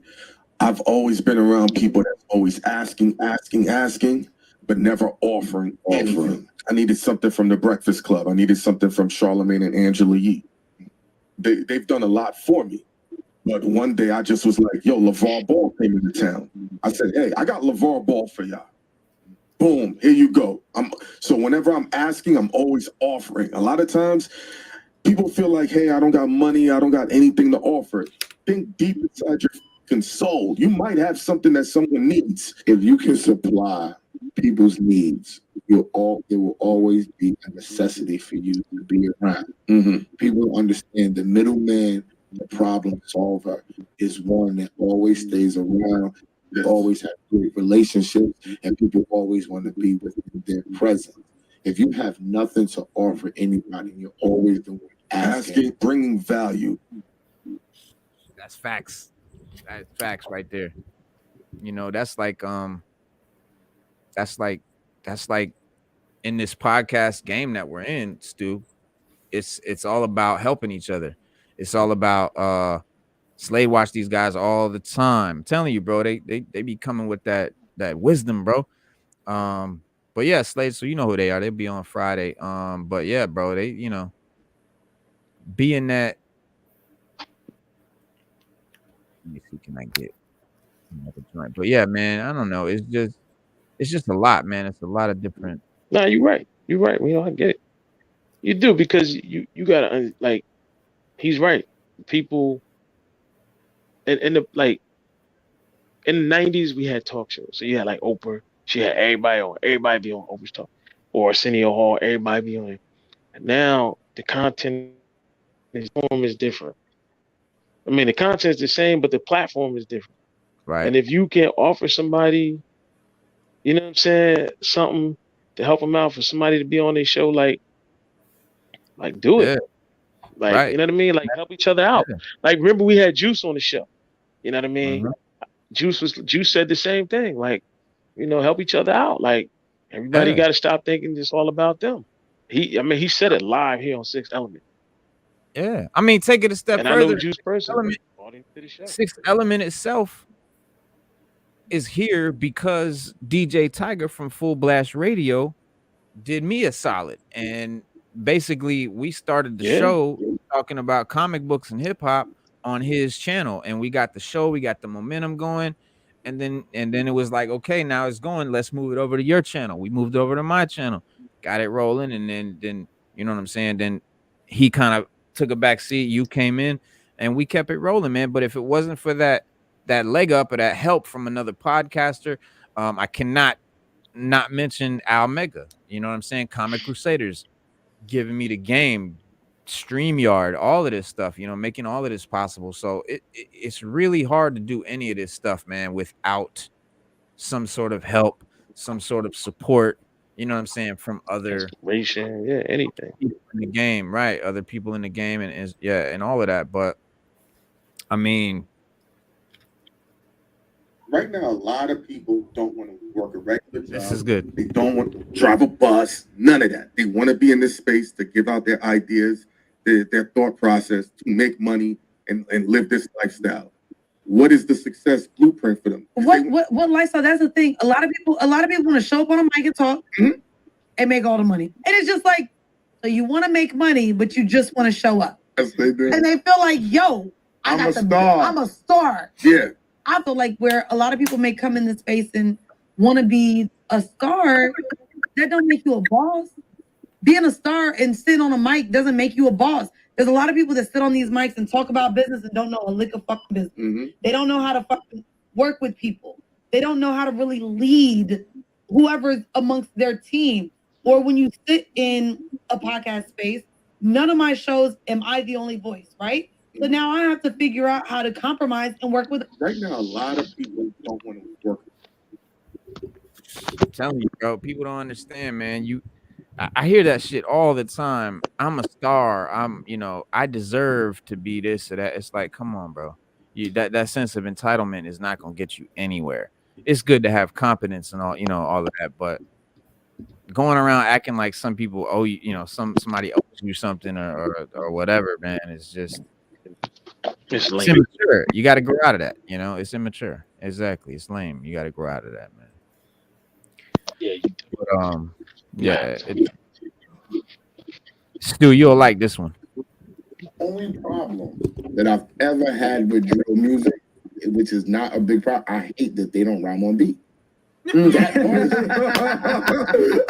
be talking, that's a clip right there. So if you're gonna be talking some gangster shit, yo, Snoop was talking gangster. Right. People forget Biggie was talking gangster before he was talking fly, but everybody was on beat. The reason why I feel like Pop Smoke was that guy with the drill is because Pop Smoke was on beat. Harmony. That's why Pop Smoke was lit with the drill. He wasn't just coming on beat, going crazy, because then he would have had the drill people, but he wouldn't have been out to the masses.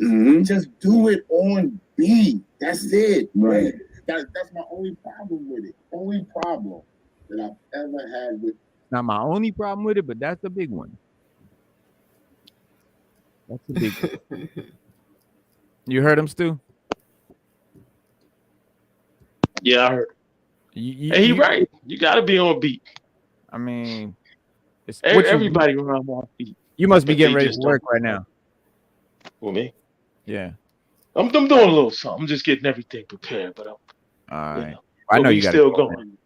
Okay. Nah, we still going. Keep it going. All right. Memphis. The thing about Memphis is because me and Clue just talked to Finesse 2 times. Yes, I did see that. Yeah, so Finesse 2 times and Clue was in a party together, and they was explaining how everybody from Memphis is cheering each other on when every record comes out. It's a different vibe. It's like an Atlanta vibe out in Memphis right now. Right now, I think Memphis is about to become the next biggest market because we just had all of Gucci's artists up on my show, all the new 1017 kids. We had a bunch of people from like Endless and Bread Gang, which is Moneybag Yo. Yeah. I had like AR the Mermaid, Big Folk. There's like so there are a ton of people out in Memphis. A lot of female rappers, a lot of music, a lot of male rappers coming out of Memphis. It's a new hub. They understand the business out there now. See, they see in the country, which I'm about to wrap up. You know what I'm saying? I understand that in places where they didn't have a lot of music knocking, they didn't really understand the business. Right. But now they got somebody like Yo Gotti who's bringing the business because Glorilla told her story how to label. The thing about Memphis is,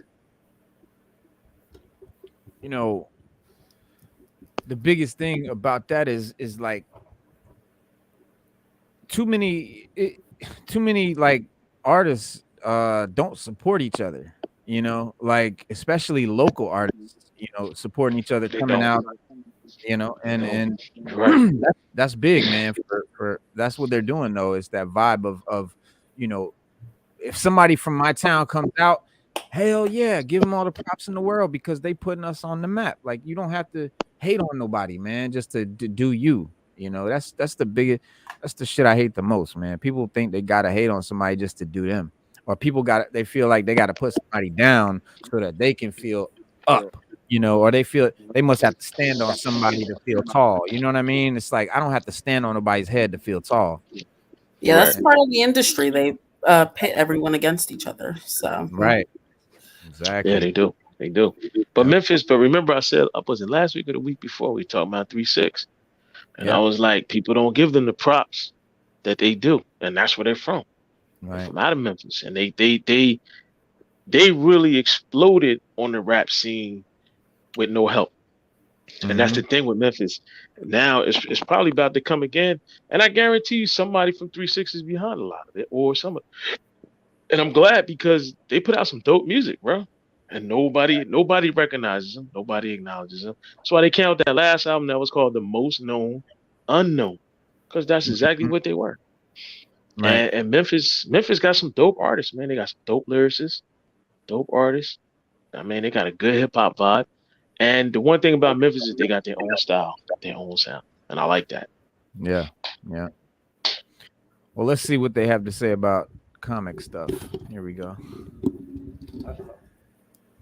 It needs to be a new Black Panther. They don't need to recast the character T'Challa.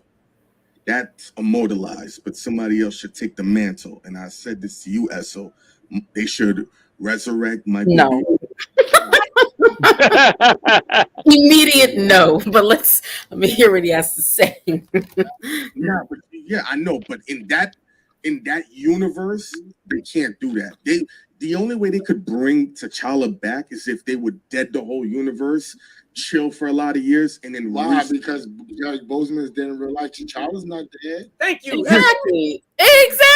It's just it depends on what man does it, and if he bodies and people believe Michael B. Jordan to play that role. I think being that he's not around, and the only way we need T'Challa.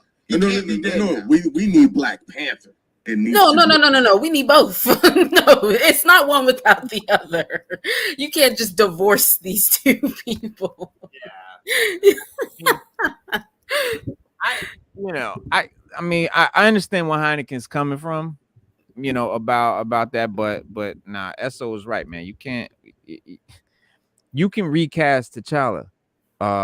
You know, Chadwick Boseman died. T'Challa didn't die, you know, so there was no reason. And it's not like, come on, the Marvel unit MCU has recast multiple characters. They're about to do it again with let me see, who is that? And I'm very glad they decided to not put Michael B. Jordan in the mantle. God. It's like, no, like Killmonger despised Wakanda. Did everybody forget that? I guess everybody forgot about that he like literally hated Wakanda and was set on, you know, dismantling it from the inside. But yeah, let's bring him back and try again. Right. And that's why they put what's his name husband in jail, because he conspired with him. Like it was literally a civil war in Wakanda. Like it should have never happened. Like I get he was the son of the brother, but he should have never been able to get to do what he did. He should have never been able to even challenge for the Black Panther. It was done. They had did it. They didn't know about him at the time, and it's over. So like, you got to go on the next round, brother. So if T'Challa dies, all right, maybe you, all right, now you can challenge. Word up. Yeah. But remember, I told you I was reading the Wakanda comics. I've been buying them because at the end of them, they always tell a story about Wakanda. Like the comic is really pretty bad. Like it's not really that good. Oh no. It really is. It really isn't. But at the end, they always tell a different story about Wakanda. And in there, they tell a story of how the very first there was a Black Panther before T'Challa's father. And like all the Black Panthers you saw in the trees, one of the very first ones, they had like a dispute, and the guy that was the Black Panther shouldn't have been the Black Panther, and it was somebody from the Jabiri tribe that rose up and challenged him for the mantle and won. That's how because they were basically explaining that's how they got the challenge. Like that's how you can challenge for it, but you have to be a legitimate person either on a throne of one of the 5 tribes, or you have to have a legitimate gripe. And Killmonger had none of that. He should never have been able to challenge according to the rules that I read in the comic. Now, the only one right now that could challenge for Black Panther is M'Baku. M'Baku could challenge. He's young and he can actually challenge. But the first real Black Panther they could have used. Right. But the first Black Panther was from the Jabiri tribe. He was the very first legitimate Black Panther was from the Jabiri tribe. Yeah. Well, following, when he died, a leading Marvel executive opened up about how Disney dealt with the shock of losing him. What did they say? In a new interview with Deadline, Nate Moore, the VP of production and development at Marvel Studios, opened up about the internal goings on as Disney processed Chadwick's death, and he was asked like how long it took to recalibrate, and responded that it was a multi-layered reaction that began with shock and denial at the news. It was understandably difficult to process. The loss of Chadwick was only 43. He said, there's like, pardon my French, but holy shit, what happened? And at first, I remember literally I was on the treadmill and I got the call and I was like, wait, what happened? And then we got a phone call and your mind is processing it as an idea and not as an emotional experience. However, Moore began to make sense of it, wondering if, Chadwick's fight with cancer was, he said, why X and Y and Z was happening. Obviously everyone knows that Chadwick, tried to keep his cancer, a secret. And that was crazy because, all this money was behind him in these franchises and it was kind of irresponsible. It's his life and all of that. But, it kind of left everybody like, oh shit. And they didn't know what to do. Apparently it was like mad, different opinions and everything. And there was like no time to deal with it. But he said, we should even make this. He said, we even make this movie? He said, you start to think about all the, maybe that's why X, Y, and Z is happening. And then you process it emotionally and go like, what do we do now? Like, should we even make this movie? And then he said, like, how do you respond to the loss of not just your star, but a friend that you made, for me, 2 movies together with, and not feel like you're just now going through the motions? Okay, so this is the part. He said, the notion of recasting never crossed my mind. I couldn't imagine saying to Letitia or Angela Bassett or Lupita, hey, here's the new T'Challa, because we are people, who have to make something we believe in emotionally and can get behind. I don't even know what the fuck that means, but Okay. I mean, he's acting like he would have had to present them with the new T'Challa like 2 weeks after his passing. Like, obviously or not. news of his death or something. Yeah, you do that with when you take time to grieve and process and all that, which they did not do, which is why this film is so emotionally raw, and really like somber, because it's basically a second funeral. So, it is what it is. But they should have recast it. Yeah.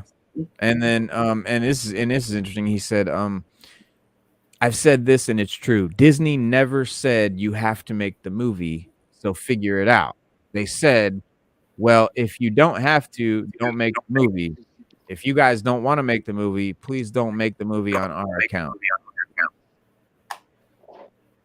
So why did they make this movie? For money. Exactly.